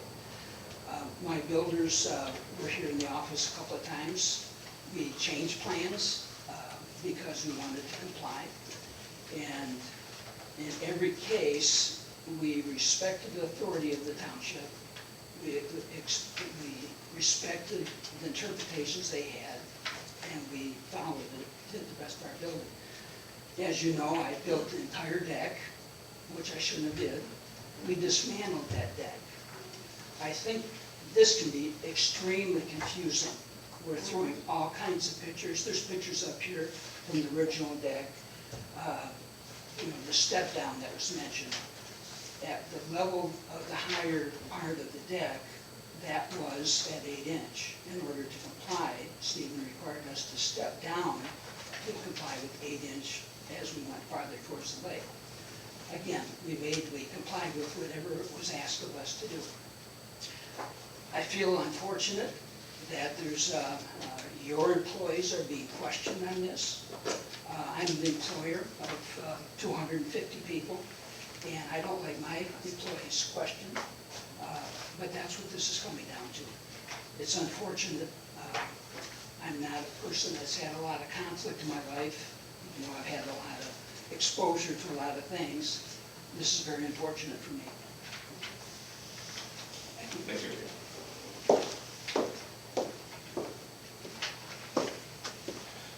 Mr. McKibben, one question for you, and feel free to sit. I think we can all hear okay here. Stephen mentioned that there were some spots on the deck that is presently constructed above the 8 inches. And I don't know if you agree with that. You just said a few spots. I'm not sure. As you said, we have a set of pictures for almost everything imaginable right now. But from your interpretation, do you feel that some of the deck that you have constructed may be too high? I would defer to Stephen with his inspection. To my knowledge, there was tape measurements of the whole deck, and there may have been a couple places that instead of 8 inches, it was 8 inches and a quarter. And if that doesn't comply with the ordinance, then we'd have to drop that. But to the best of my knowledge, I think we're complying within 8 inches. The deck exceeded the north property line by maybe 1.5 inches, the builders cut that down so that would be exactly equal to the pad beneath it. So again, in every case, whatever was required of us by zoning and/or the building inspector, we complied. And if you would, please look at the pictures that are part of your package. These pictures that have been floating around, they're not accurate. We're looking at something prior to the permit. Okay, thank you. Can I just say something? Sure, you're also the property owner, correct? In fact, I see it's in my name. Well, then you definitely, you should have been the first to speak then. You know, some would think, why this big to-do about this deck? And I would love to take you through the home that we purchased about 3 years ago. The kitchen, you have to walk up to that deck from the kitchen, which is on the lower level of that home. There, on the upper level is just bedrooms and a living area. So that deck is important to me because I use the kitchen and we bring the food out onto that existing deck. So that's why it's important. It's an old home, and we were looking for a cottage, and we fell in love with the cottage. In fact, Denise sold it to us. It is really sad that it's reached this point. It really, really is. I remember meeting with Mr. Mizell and his wife, or his girlfriend at the time. They greeted us warmly and they shook us through the house, but I remember being asked, how much did you pay for the home? And I responded, and I'm just very sorry it's reached this point. I'm sorry. I understand, yeah. Thank you. I feel necessary we need to mention that those photographs that I presented to you, I can give you the timestamps if you need them. There's been a representation made that I kind of resent, that we are giving you pictures that were taken before the new deck. That's, the ones that I gave you that I represented where the deck as it exists today, those have been taken since in October. Thank you. I guess I'd like to challenge that, since there's some shaking of the head going on. I think Stephen is the one that can really qualify the photography. He's been out to the site, he's done the inspections, your building inspector's done the inspections. So rather than leave it up to opinion, I think you have employees of this township that can verify it. Thank you. And with all due respect, when you use a computer device, which you do, it date and timestamps it. And that's why when people commit crimes, the police use your phone because it's a date and timestamp device. So this is where we would get them. That's right. That's right. So Okay. we can show you that if you need to. If anybody needs to see If the issue of what pictures we were looking at and what the specific timestamp Exactly. brings up, we will be happy to address Thank you. that. Thank you. Okay, any other questions or comments from Mr. McKibben? All right. No, I think that they're doing everything they're supposed to be doing. They're All right, I think we complying need with to, everything they inspected.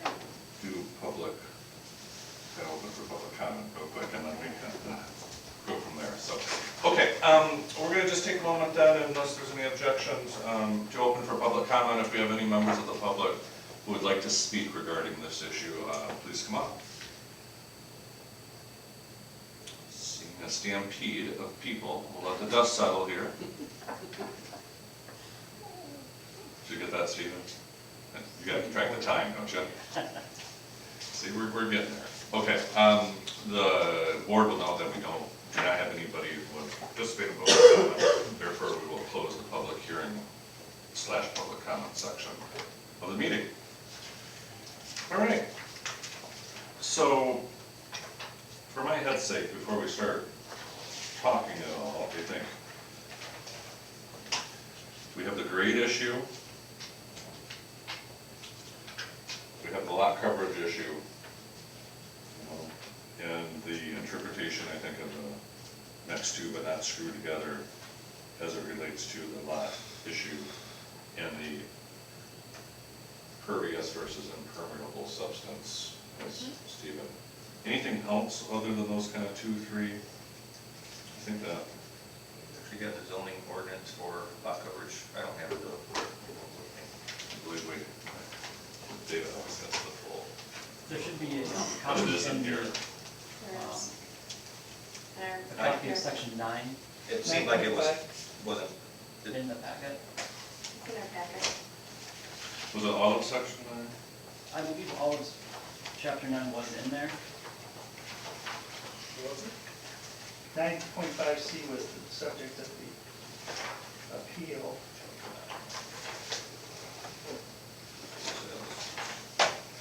Okay, I have a this is the old one, I segregated guess. copy. Yeah, I think we That's the current ordinance. do as well here. We're trying to, you're looking at, 9.3 is not complete here.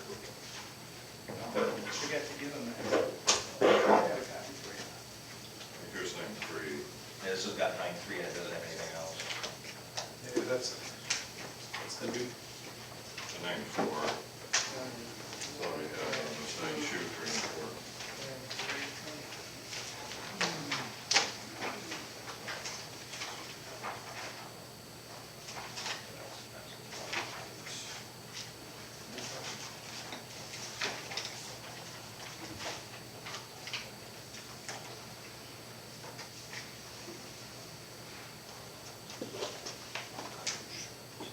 Still not seeing the definition of lot coverage. Yeah, that's what I'm looking for. Actual building height, setbacks, accessory.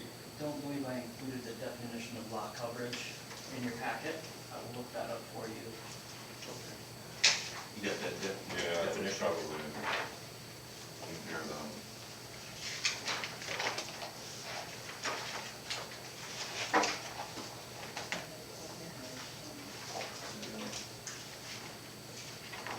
Coverage.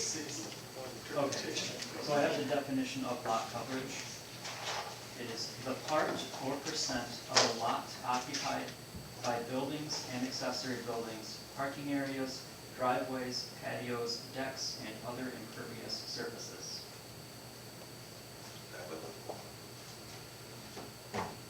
So Stephen, your interpretation is all of this is a deck. It's an impervious surface, so if it's an impervious surface, it doesn't count at all, even if it is a deck? My interpretation is from 9.5C, where it states that decks or other impervious surfaces will be excluded from the lot coverage. I don't think that's what you just read to us. That's what it says right here. Right here. There's a, lot coverage is defined, and then there's an exception to that lot coverage in 9.5C.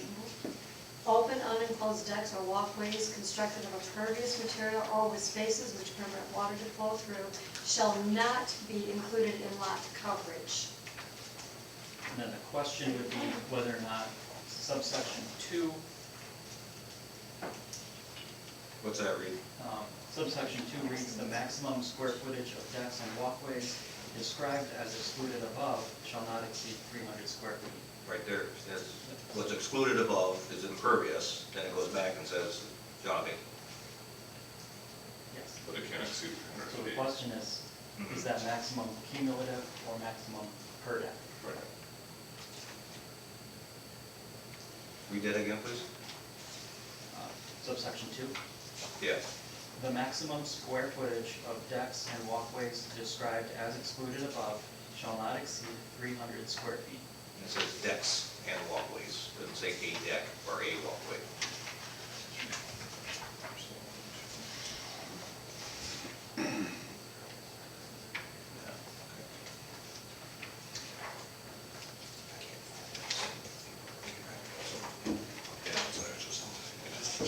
Ordinance You give me sections the are one spot, after, and not the other. I know. the ordinance sections are after the staff response to appeal. So, yeah, I got it here, so yeah, maximum. So your interpretation of decks and walkways are that they're plural, and therefore do as many of them as needed. Correct. see cumulative specifically in the text. Maximum square footage of decks and walkways described as excluded shall not exceed 300 square feet.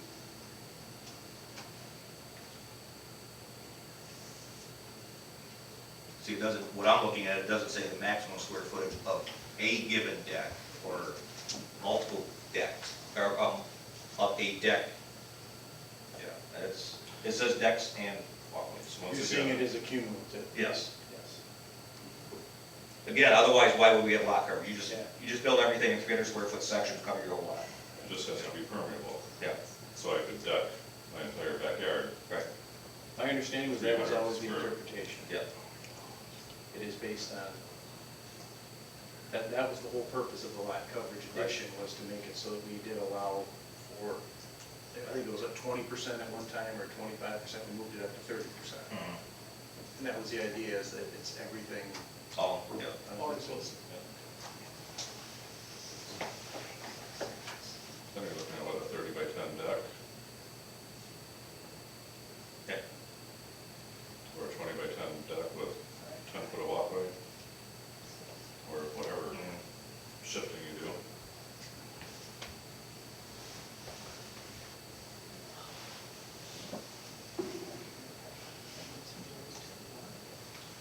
All right, any other thoughts on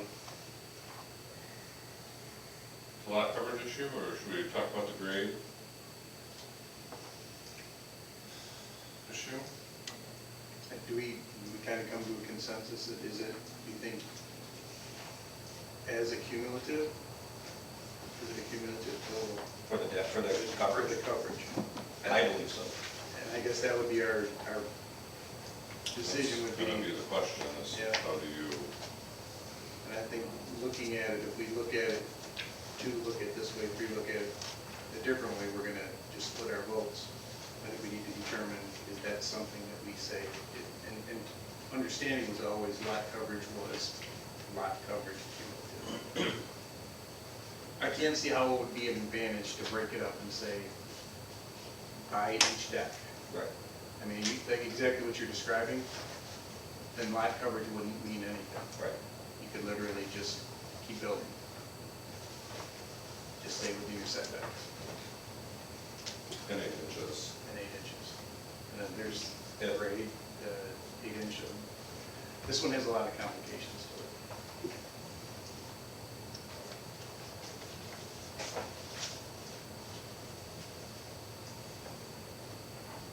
So for me, I think you're on to what the initial, I But personally then- believe it's over. It limits the decks to 300 square feet. that's the way it's always been read and explained, is that that's when we looked at site plans and everything, it was always based on cumulative. I think the So- word decks really encompass cumulative. When you use the word decks, not a deck, but decks, it's cumulative. Coverage. See, I read it the opposite. Decks, meaning you can have more than 300 square foot, because it's decks. But I'm not sold on that, I'm just saying, that was my first read-through. Steve, if we're understanding this correctly, do we have a measurement, and we may in here, of what the deck and walkway square footage is at this property? Because that, as I read it, is different than the driveway, cement areas to park, gravel areas to park, etc. Because there is a walkway, I know, that runs, I believe the majority of that neighboring, maybe the north side. There's a cement walkway that runs all the way through there to the cement pad. And that's north of the house there, Yes. in that kind of Yeah, recess. next to the next. Underground. Yep. Yes, and that does count. I did count that in my calculation. That was,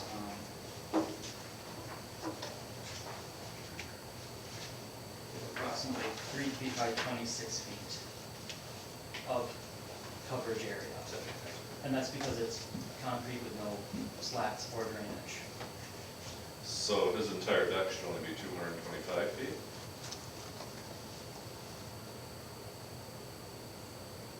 If we have No, 75 because of that- walkway, Well, no, because the walkway is not Yeah, that's- imperviable. Yeah, that's not as described in Yeah. 9.5C1. true, true. So if it was a,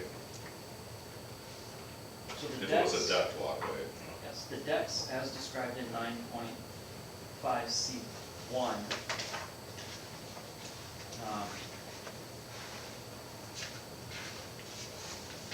Well, walkways are included in C2. I'm sorry, Walkways are included in C2. yes. Or I should say 9.5C. So stairway to the lake, 9.5C3, they're not included in lot coverage. So the stairway from the deck, the upper deck, down to the sand, that's not included. The existing 12 by 12 deck that they have to the south, that doesn't count because that is 144 square feet. I excluded that from the lot coverage. And then the proposed 3 by 15 deck and the proposed 14 by 13 deck, which are in question. and you excluded those because they're Because not the- attached? Correct, they're not attached and they're less than 300 square feet. And they have the slats as described in 9.5C.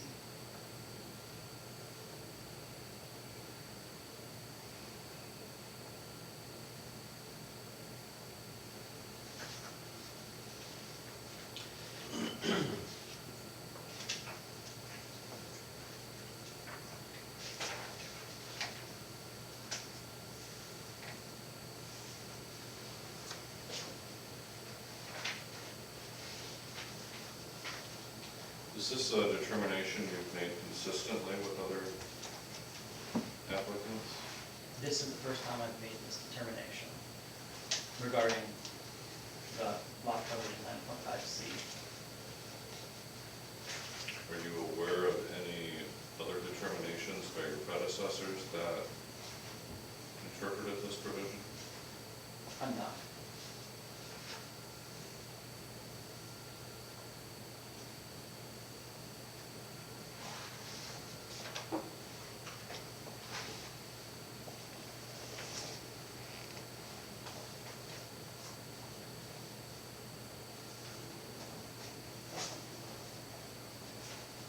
Curious how many decks are on the lake exceed 10 by 30?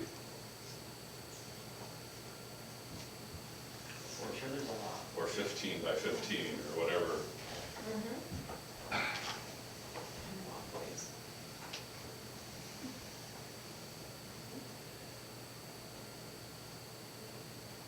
But they may also be part of larger lots that can accommodate that lot coverage.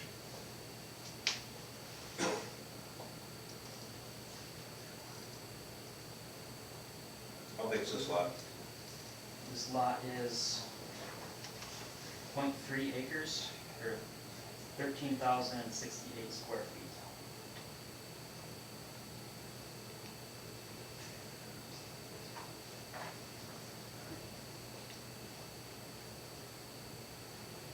So if we did that lot coverage calculation using that, your allowable would be 3,920 square feet. We do the 30%. Negative 0.4, here's 10.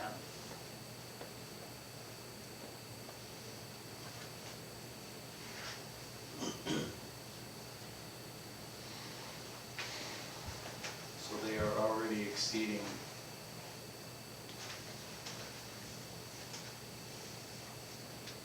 That was not conforming before That's, the new piece of deck. But that property is unique because it has a lot of, this is the,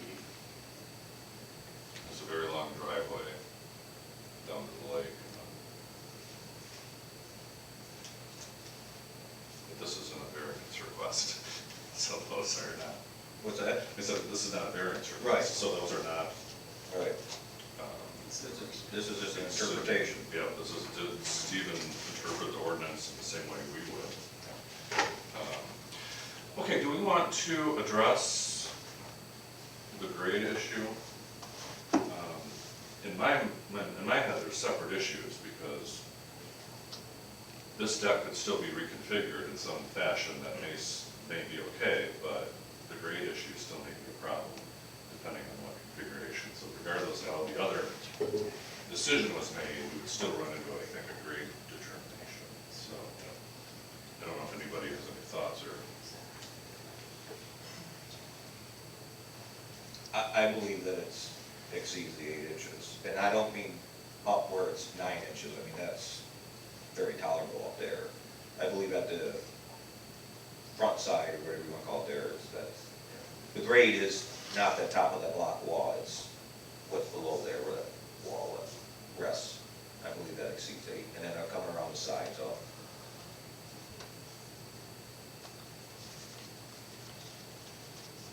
Yeah, I go back to our original thinking that put a top on the concrete slab that's there and leave everything else alone. And we shrunk it for the setback issues, but I still feel we're a little overreaching our grade here. But only in that. 3 feet or whatever that is. Well, Well, even- and up by the step up as well. Clearly, And up by the house, top up of close it's to the not on house. the cement slab either. The top, we were referring to. Up by the house, there's the step up. Right here. This one? Yeah, right here. There's cement, that's there. Gotcha, yeah. Which one are you talking about, the step? The step up. My guess is the step up was to accommodate a separate new deck. In one of the, in one of the inspection photos, you can see that there's a crack where the concrete has gone lower. My understanding was that the step up was done to accommodate that change. Those are concrete settled. Well, it's Yeah, not, it's correct. not on the concrete, no, the step up, you're not looking at the same pictures. May I, rather than what's on top of that? I did send you a copy of this, it's in my package. This one here. Right there? Yeah, this is the step up onto this deck, from the deck below, up. That's there, and I have a photo of Okay. what happened, in fact, I went there tonight, took a picture. Because I'm not sure why the building stopped, but it kept going quite a while. This has got a fascia on it now, and you can see there's clearly a difference in the wood. And I can show you this, Mr. McKinnon, I took this tonight myself. If you need to see it, I think you probably know what it looks like though. That's the step up we're talking about, that's the variation in grade that's evident by the fascia board. You see how this piece is white lumps. You know what that is? Or why there's no concrete there? Because there's concrete where it Absolutely, yeah. We'll take a momentary break here. I just want to say, oh, he's good. Yeah, yeah.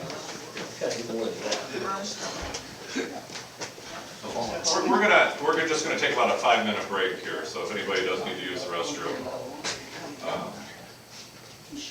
we the board will be in any room. So- Okay, so this deck, there's a step up. So that's definitely more than 8 inches there.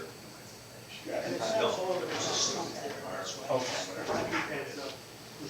Yeah. So that's not concrete. Where's the kitchen sheet? I don't know. Mr. McKinnon, you want to show them where the kitchen comes out? I can show you that. Oh, this is the kitchen right here. I don't know if it's shown on that. There's a walkway that goes down to the lower level here. Okay. And so it's a sidewalk that goes into the kitchen, and then you walk up to steps. You'll go out and watch the final. It's not very good though, just, it doesn't show much. So this goes. But I just curiosity, just because you had mentioned it, I was just trying to get my head into it, that's all. Great picture.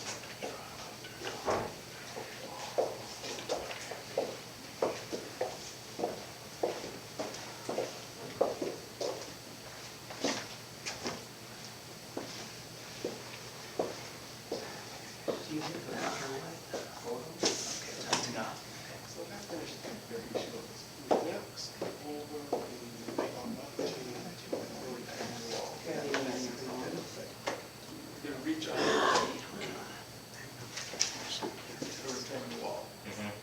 But he just showed us the completed one. That he was showing us this point up here. Yeah, but it came out Yeah, beyond the slab to here. yes, Okay. correct. And the question is, ground is down here. We're questioning, one of the questions is grade, what do we establish as grade? Grade. Yep, Is it down here or is it all over? yeah, what's behind it just doesn't matter because Okay. it's buried by the deck. So, in my opinion, It's this is Ron's worth it. neighbor. Yeah, just to, just to Brian? clear yourself already. That's your fault.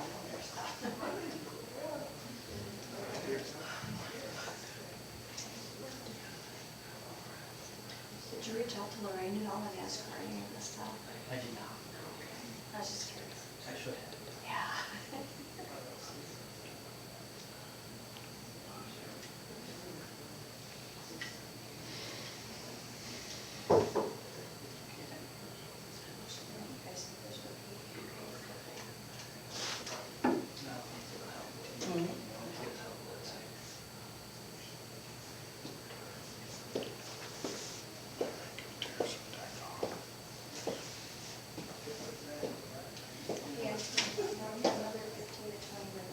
We can assume that this is great because of the slab. Well, no, what you want to, again, I'm gonna give you my opinion. My opinion is grade starts at this edge and drops down. The soil. Yeah. Well, it could be a slab, if the slab extended beyond the boards, but because the slab, again, is gonna be covered by this deck. You have to actually, But for measurements, for measurements, you're gonna go from this nose down to whatever's below it. And it's gonna be Which like, including concrete pad? if it sticks out this much, no. If it sticks out, yay much, yes, that would be. If they go to the your- edge, Yeah, I mean, if they go to the edge of the concrete pad, you would then measure just down to the concrete pad. But if you exceed the edge of the concrete pad, you would go down to, again, if the edge of the concrete pad stuck out this far, that's not great. That's just, in my view. Okay.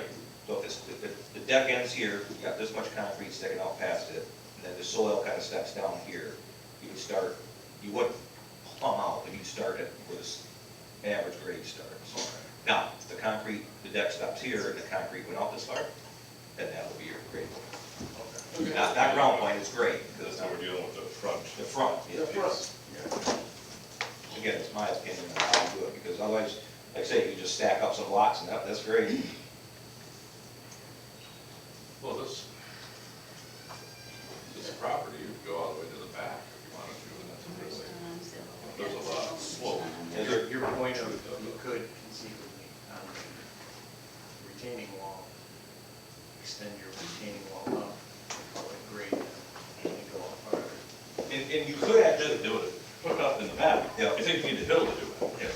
Yeah, exactly. But if they actually did build a retaining wall, filled it with soil, and then built a deck starting back here, well, then now this would be your grade point. But they're building the deck all the way to the top of the retaining wall. So now your retaining wall, your grade point starts after it. This may not have anything to do with it, but when we bought the cottage, it had these retaining walls. And then, when we came up with that technology. I wish these chairs had cushions. Feel like I'm sitting in an old church pew. Ottoman. We're gonna reconvene here. I think everybody's had a few minute break, going forward, so. Any other questions, comments, thoughts, or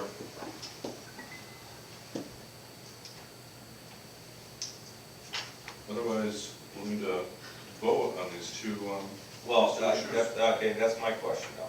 I mean, this is not an appeal, this is a opinion, correct? This is an appeal. This What's is that? an appeal. This is of an the appeal of permit. determinations they're that were made appealing by the zoning to us. administrator. Okay. Yeah, they're appealing the permit that I issued. So you may either revoke, modify, or affirm the permit. The zoning permit, correct? No, And the building permit would have to be changed. It would- Right, because we don't deal with building. Correct. The building permits. Yeah. Okay.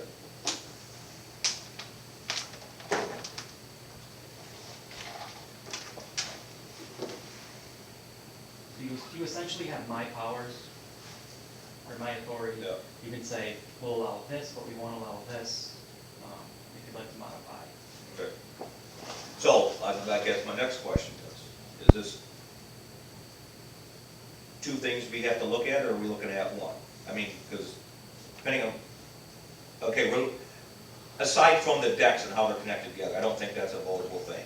We're looking at lot coverage as one issue, and we're looking at the height of the deck as another issue. So, Correct. I believe so, to the extent it's still one building permit. Right. One- But I think those are the two issues. Right. that they did.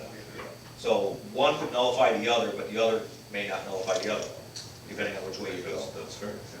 So,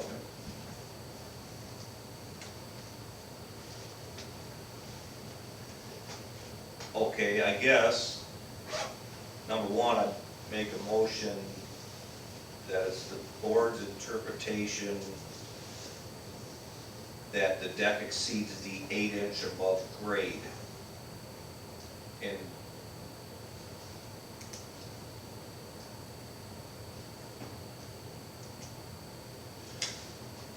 specifically to a location or? no specific location, because it couldn't change as they build it. So, I mean, they can build it to, it just, I do not want in my motion a specific location, because it could change as they build, if they modify or whatever, so it could. So you should specify why the determination of the zoning administrator was in error, Okay, just so we have that for the record as Yep. a justification. okay. I make a motion that the deck exceeds the 8-inch maximum height, and the zoning administrator interpreted it from the retaining wall, which does not represent grade.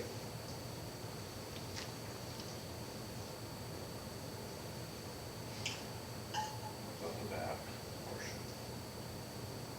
Now, like I say, now we're getting a little.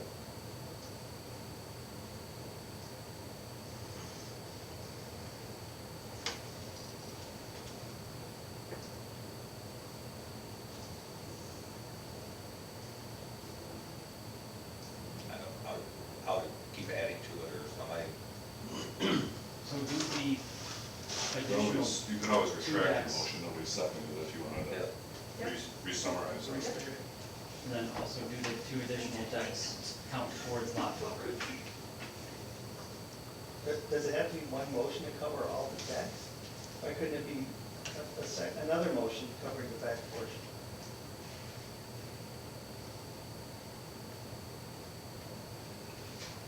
I mean, I don't think there's anything restricting how many motions, we could go by board length, but then we'd be a little tedious as time went on.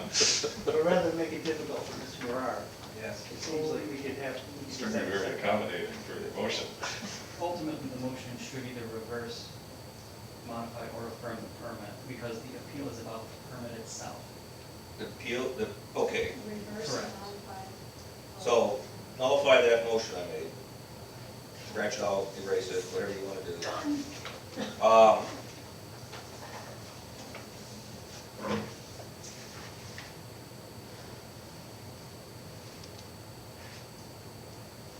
I make a motion to rescind the zoning permit for the deck based on the deck in given locations is higher than the 8 inches allowed. And I'm not gonna give specific locations, because it could be any given spot, and I'm not gonna itemize it. Is that, And regarding lot coverage, I just want to pause and make sure, Steven, do you feel that's enough? I believe you should make a Or determination would you like regarding, us you should make to a address determination regarding lot coverage as well. Yeah, I know, we will Yeah, do that sorry. shortly. My question is, because the issue was involving grade and ground, et cetera, Yeah. if you needed a specific determination from us on how we view grade and ground in this matter. It would be helpful, Well, I'm thinking if it's appealed, it would be more helpful to know what we yes. determine our decision on than not, so. I think Ken's explanation of it makes sense, that if you stay within the pad, you can measure from the pad. If you exceed the boundary of the pad, you now go to the ground. And that was our, So that would be modified from that. I think that's what we said. Ken was specifying there's like a distance, if it's within well, this, then it's the ground, and then if it's, yeah. you know, this, then it's the pad. And the other thing that you noted was you were, what's behind the retaining wall, which, again, the deck's over top of it, so that's not, you know. Am I understanding though that if they backfilled in that retaining wall, that would then be considered ground level? He had brought that up. No, that wouldn't, because it's underneath the deck. So once the deck's finished, done, you don't care what's underneath there, that's not your grade. Your finished grade is now your deck. And then your deck is in relation to what's adjacent to it. So what's adjacent to it, I don't believe the retaining wall that it's sitting on with this much showing is average grade. You know, I mean, you can't walk on it, you can't use it, it's like that. I believe the base of the retaining wall is your average grade now. Now, if there was a retaining wall, there was, you know, let's just say for word usable space in front, between it and the deck, well, yeah, that would be your average grade in front of the deck. I just don't believe that this much, what they're showing in the pictures. That's my opinion. So to make it a buildable option for them, if they went inside the concrete pad, If they stay inside the concrete pad, Yep. is, you mentioned, and I'm not trying to put you in that position, but is there a setback from that, which would be like 4 inches, 6 inches? I guess you'd have to, there is nothing in the code that says it's this much. Again, I'm using, I guess you want to say a practical approach. You can't use this much grade, okay? So that's why I don't count that as average grade, because it drops down to the base of the wall. You know, I can't give you a dimension. So. Question, if we stay within the boundaries of the pad, Mhm. it nullifies the issue of grade. Mhm. You don't have a grade issue. Exactly. I guess that's kind of what I'm looking for, to give an option as to how you could build on that and still stay within any of the questions we have on grade. We still have to get to lot coverage, and we'll get to that next, Yes. which, but at least at this point, that part exclusively would be staying on the pad is what we initially looked at. That was our initial review, That's correct. and we're now outside that. That's correct. And then it takes the retaining wall out of the picture because you'd have to be back to the pad. To the pad, Yeah, and that's what, 3 feet back, right? whatever that dimension would be. So, yeah. So is that the modification?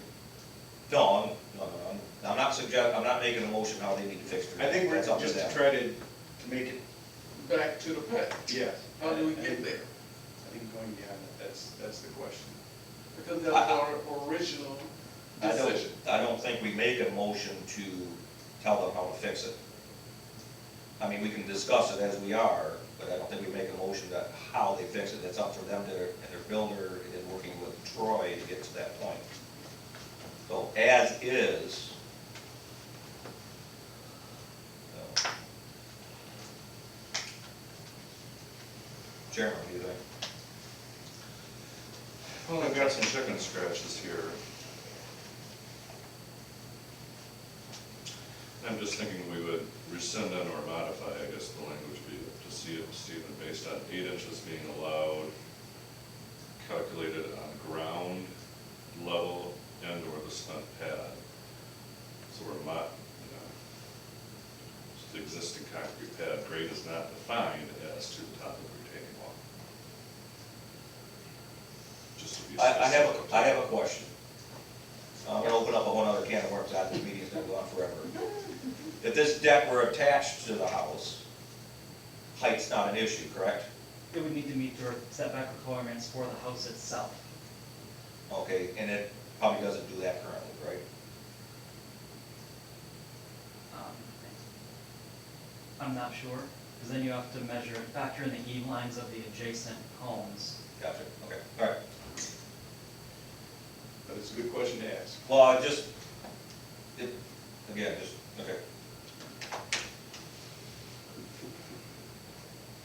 But I believe they could extend their existing attached deck under non-conforming rules to the edge of the house. Because you're allowed to Right, but that's not before. extend, but that's not That's not this your deck.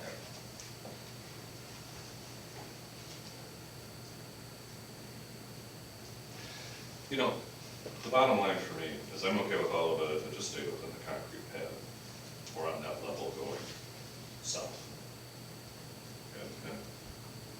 But my interpretation of the amount of decks is probably different than everybody else's, and that's some of the things that. I just think, once again, you take that 3-foot lip off, because I think that's higher than grade and ground, and then you finish it off. I just think looking around, I'm not sure Stephen's interpretation is wrong. On the coverage. On the coverage. I mean, I very well could be wrong on that. And I obviously haven't seen any case law or anything else interpreting that. I don't think that was included, so. Has the township lawyer been contacted? Yes. What is his definitions? He believed that, he told me that grade and ground level would be synonymous. He would Yep. consider them synonymous. Okay. And he is the one that, I believe, wrote that section of the ordinance. Okay. Or at least I know the firm did. I don't know if he personally Yeah. did. He said that both interpretations of 9.5C with 300 square feet Per deck. per deck, or total of all decks, both could be defensive. Okay, what do you say about the height? About the height. 8 inches. And we were at before. Specifically regarding the 8 inches above the concrete pad. I think that's, More or less. He said the height, I believe he said that the height would be measured, it would be measured from ground level grade, and that the pad would establish that. Yes. But I don't. That was our, that's our point. I'm not So it- exactly sure. So anything beyond the pad is another level grade. Correct. Yeah, That's my Yeah, down to above. that's correct. So the options were rescind, modify, or Reject. And hold.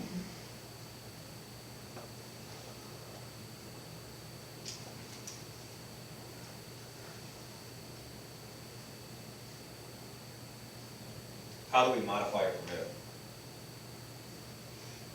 I mean, again, I don't believe that's for us to do. I mean, I would think, okay, let me ask, Stephen, the permit was for building, what was the permit exactly for, the zoning permit? So this did 4 things. The first was the 34 by 15 Yep. was that deck. Yeah. The second was the existing concrete patio, no, the next one was the 14 by 13 detached deck / walkway north of the existing staircase. And then the 3 by 15, 45 square foot detached walkway over grade at the retaining wall. And then the fourth issue was repair retaining wall and reestablish grade. So that was the bringing it Level it up. Yeah. Okay. So those are the 4 items that I approved. Probably rescind.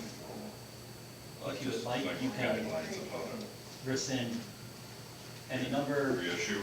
keep one, rescind with instructions for future approvals.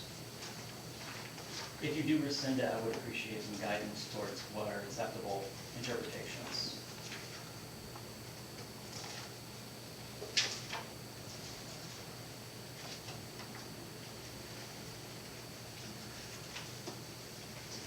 You want me to take a stab at it? Go ahead, feel free.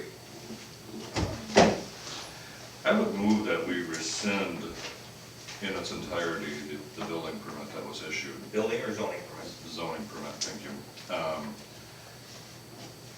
And as far as guidelines then, forum the ZBA on a future building permit that could be issued would be to allow 8 inches above grade, and grade is established by the existing concrete pad. Grade is not defined as the top of the retaining wall, which then drops that down another 8 to 12 inches. In addition, I would move that the deck structure, with the exception of what we've just stated, satisfies 9.5C2 by being separate structures, and with those, the lot coverage issue is satisfied with the reduction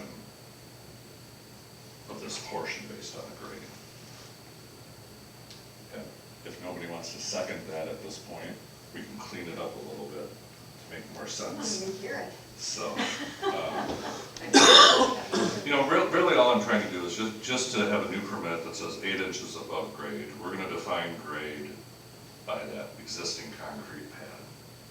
Once you get off the concrete pad, then you drop to ground level, which arguably doesn't even need to be defined, because that's our interpretation of, you know, as Ken stated, as soon as you get off that pad, you're dropping wherever ground is.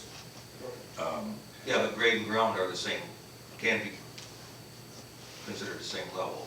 And we could say that, and we could say those both, because I think they're synonymous in this case.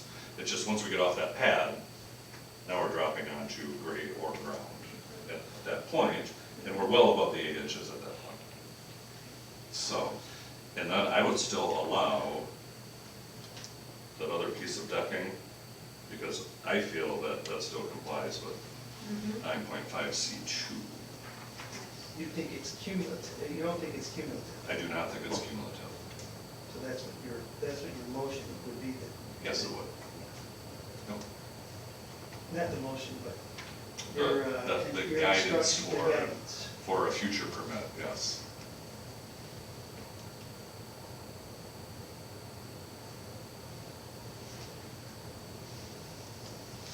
If the deck is, if the board votes on what you just proposed, is Steve been obligated to follow what you just said?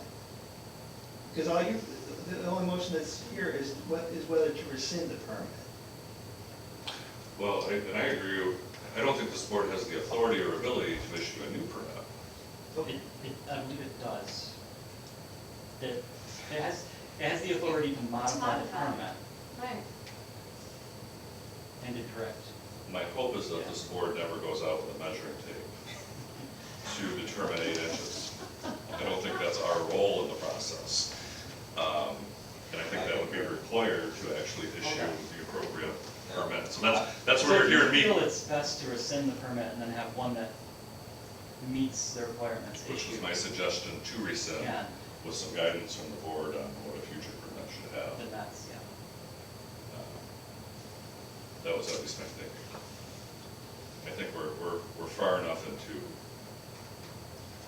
oversight here that I don't wanna, as I say, I don't wanna blow up the tape.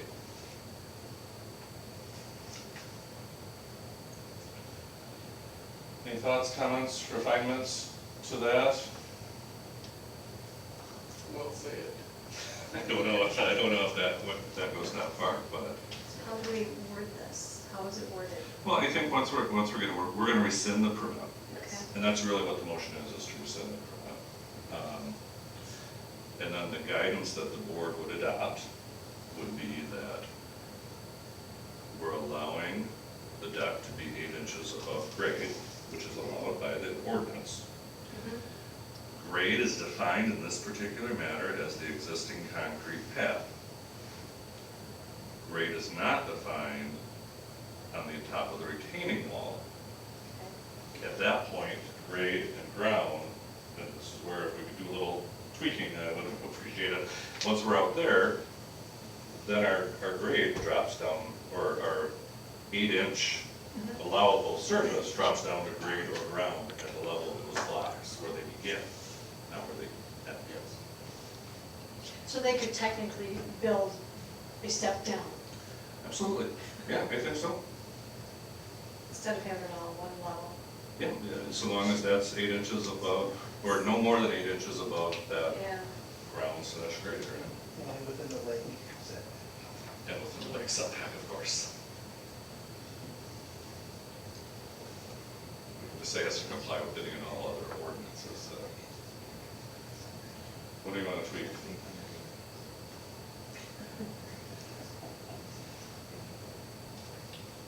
Or scrap the whole thing and start over. I would not be at all upset about that either if you guys. I don't know, I'm not, you rescinded my motions, right? You withdrew your. I started another one, but just make sure, okay. I honestly don't know how to approach this here. I mean,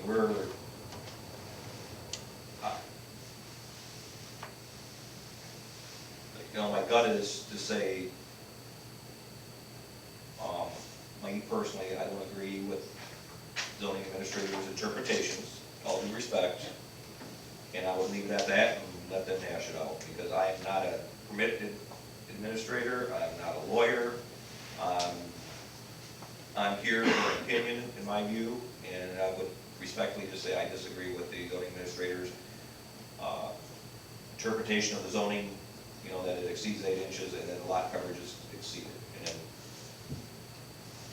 hash it out there, hopefully we don't end up back here. I think the thing on the lot coverage is, again, is it cumulative? Yeah. And really, at this level, we're trying to make a decision without a definition. Right. Which is our role.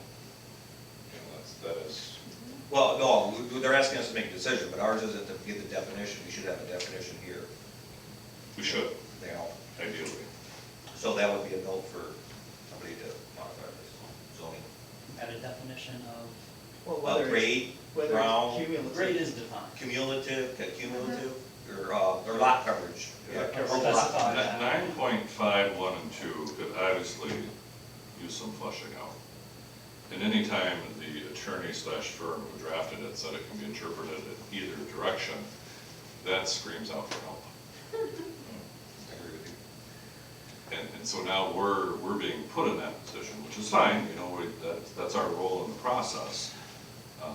The attorney did say that he would interpret it more closely to the way Ken is interpreting it, but that it could be defensible either way. Well, See, I think it's always been cumulative when we've That's what I discussed it. We've always discussed it, like with building permit, or I mean with the, anytime you have a site plan or anything like that. That's the template that we use. I know we had one a few years back somewhere in the lake that we had to go and visit, Yeah. and it had to do with the driveway, the septic tank, and there was something else involved in that one. yeah, there was another one with a deck that had to get tore down and redone, but that was a setback one, I believe. So.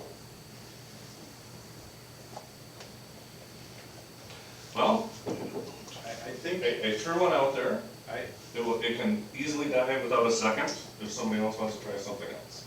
But I do feel eventually we gotta move. We gotta move forward. We gotta move forward here, one way or another, and I will not be saddened if somebody doesn't wanna support that and wants to Are we go in a different going direction. much simpler, or we're just going to, we disagree with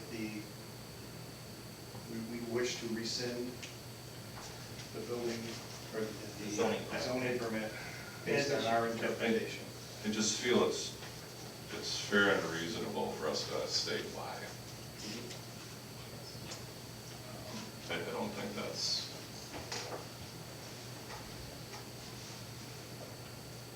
Otherwise, we're gonna be back here again and again and again, arguably. I don't think that's fair. So do we include for the lot anybody coverage in the process. the cumulative lot coverage? Because I think that's the part that if we can get that part to stay that is our position, that is the way it will read. And I think that would be, we can have that, the planning commission and what have you, we can look into, Changing yeah, that. that part. But I think the interpretation, at least for me, that's where I would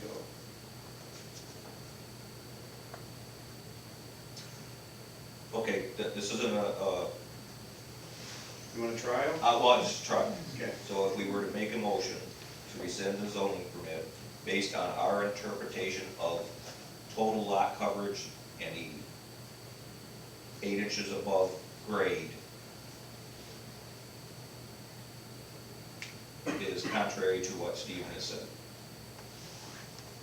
Or noted or something like that. I think that identifies our two objectives. So do you need to say that as your motion, or no? Well, let me, before we do that, I'll withdraw mine, just to clear the deck. Okay, let me remember what I said.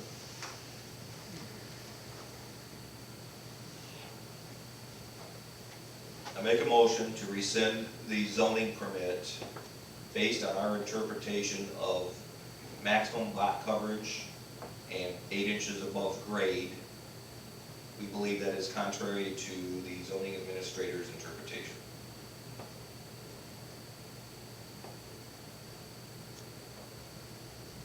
Stephen, do you have that? I do. I will support.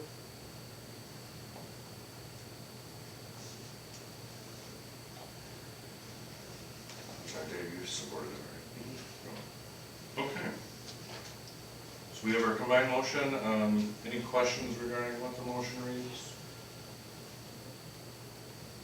Okay, Marvin? Yes. Nolan? Yes. David? Yes. Ken? Yes. I'm going to vote no, based on my interpretation of it not being here. Good. So, but the motion still carries. We needed to send it to make it, so that's our confusion. That's to me is what we need to do. Okay, all right, then let me see if I can track down the agenda here. All right, we have, under communications was the board resolution, which of course we discussed quite in depth for the first time. Also then was the extension article regarding administrative appeals, which I believe we worked through just fine. The old business. New business. Yes. Based on things that happened in my life, I wish to, after careful consideration, I decided to resign my position on the Dalton Township Zoning Board of Appeals effective November 10th, 2021. Personal and family circumstances have changed, and I don't feel I have the time necessary to serve on the board. I appreciate the opportunity I have had to serve the residents of Dalton Township, and I appreciate working with all you, but it's time for me not to be here anymore. I wish to submit this to you. Who the heck's gonna measure our peak height? You were like a critical cog in this whole process. Well, I'm saddened to hear that. And two. You've been very valuable help, actually having some building expertise. Yes. And I assume that would probably mean Keith, who I'm not sure if we've met Keith Staney before or not, would probably move on to the board at some point. I believe possibly. But Stephen or Nola certainly to as approve that. a board of trustee member, I know we're not, it's hard to get people on these boards, but having somebody with building or inspection experience, it's been invaluable. And, we'll be sad to see that go. I've enjoyed it, I like it. But I get it, because There's been some changes in both my life and tonight. I don't agree with this. So, I, So that family wants to have their deck. They get along to have their deck. They're good people. I think we're, Oh, So it's public that was comment. hard. yeah, then we'll wrap up and then chat if we want.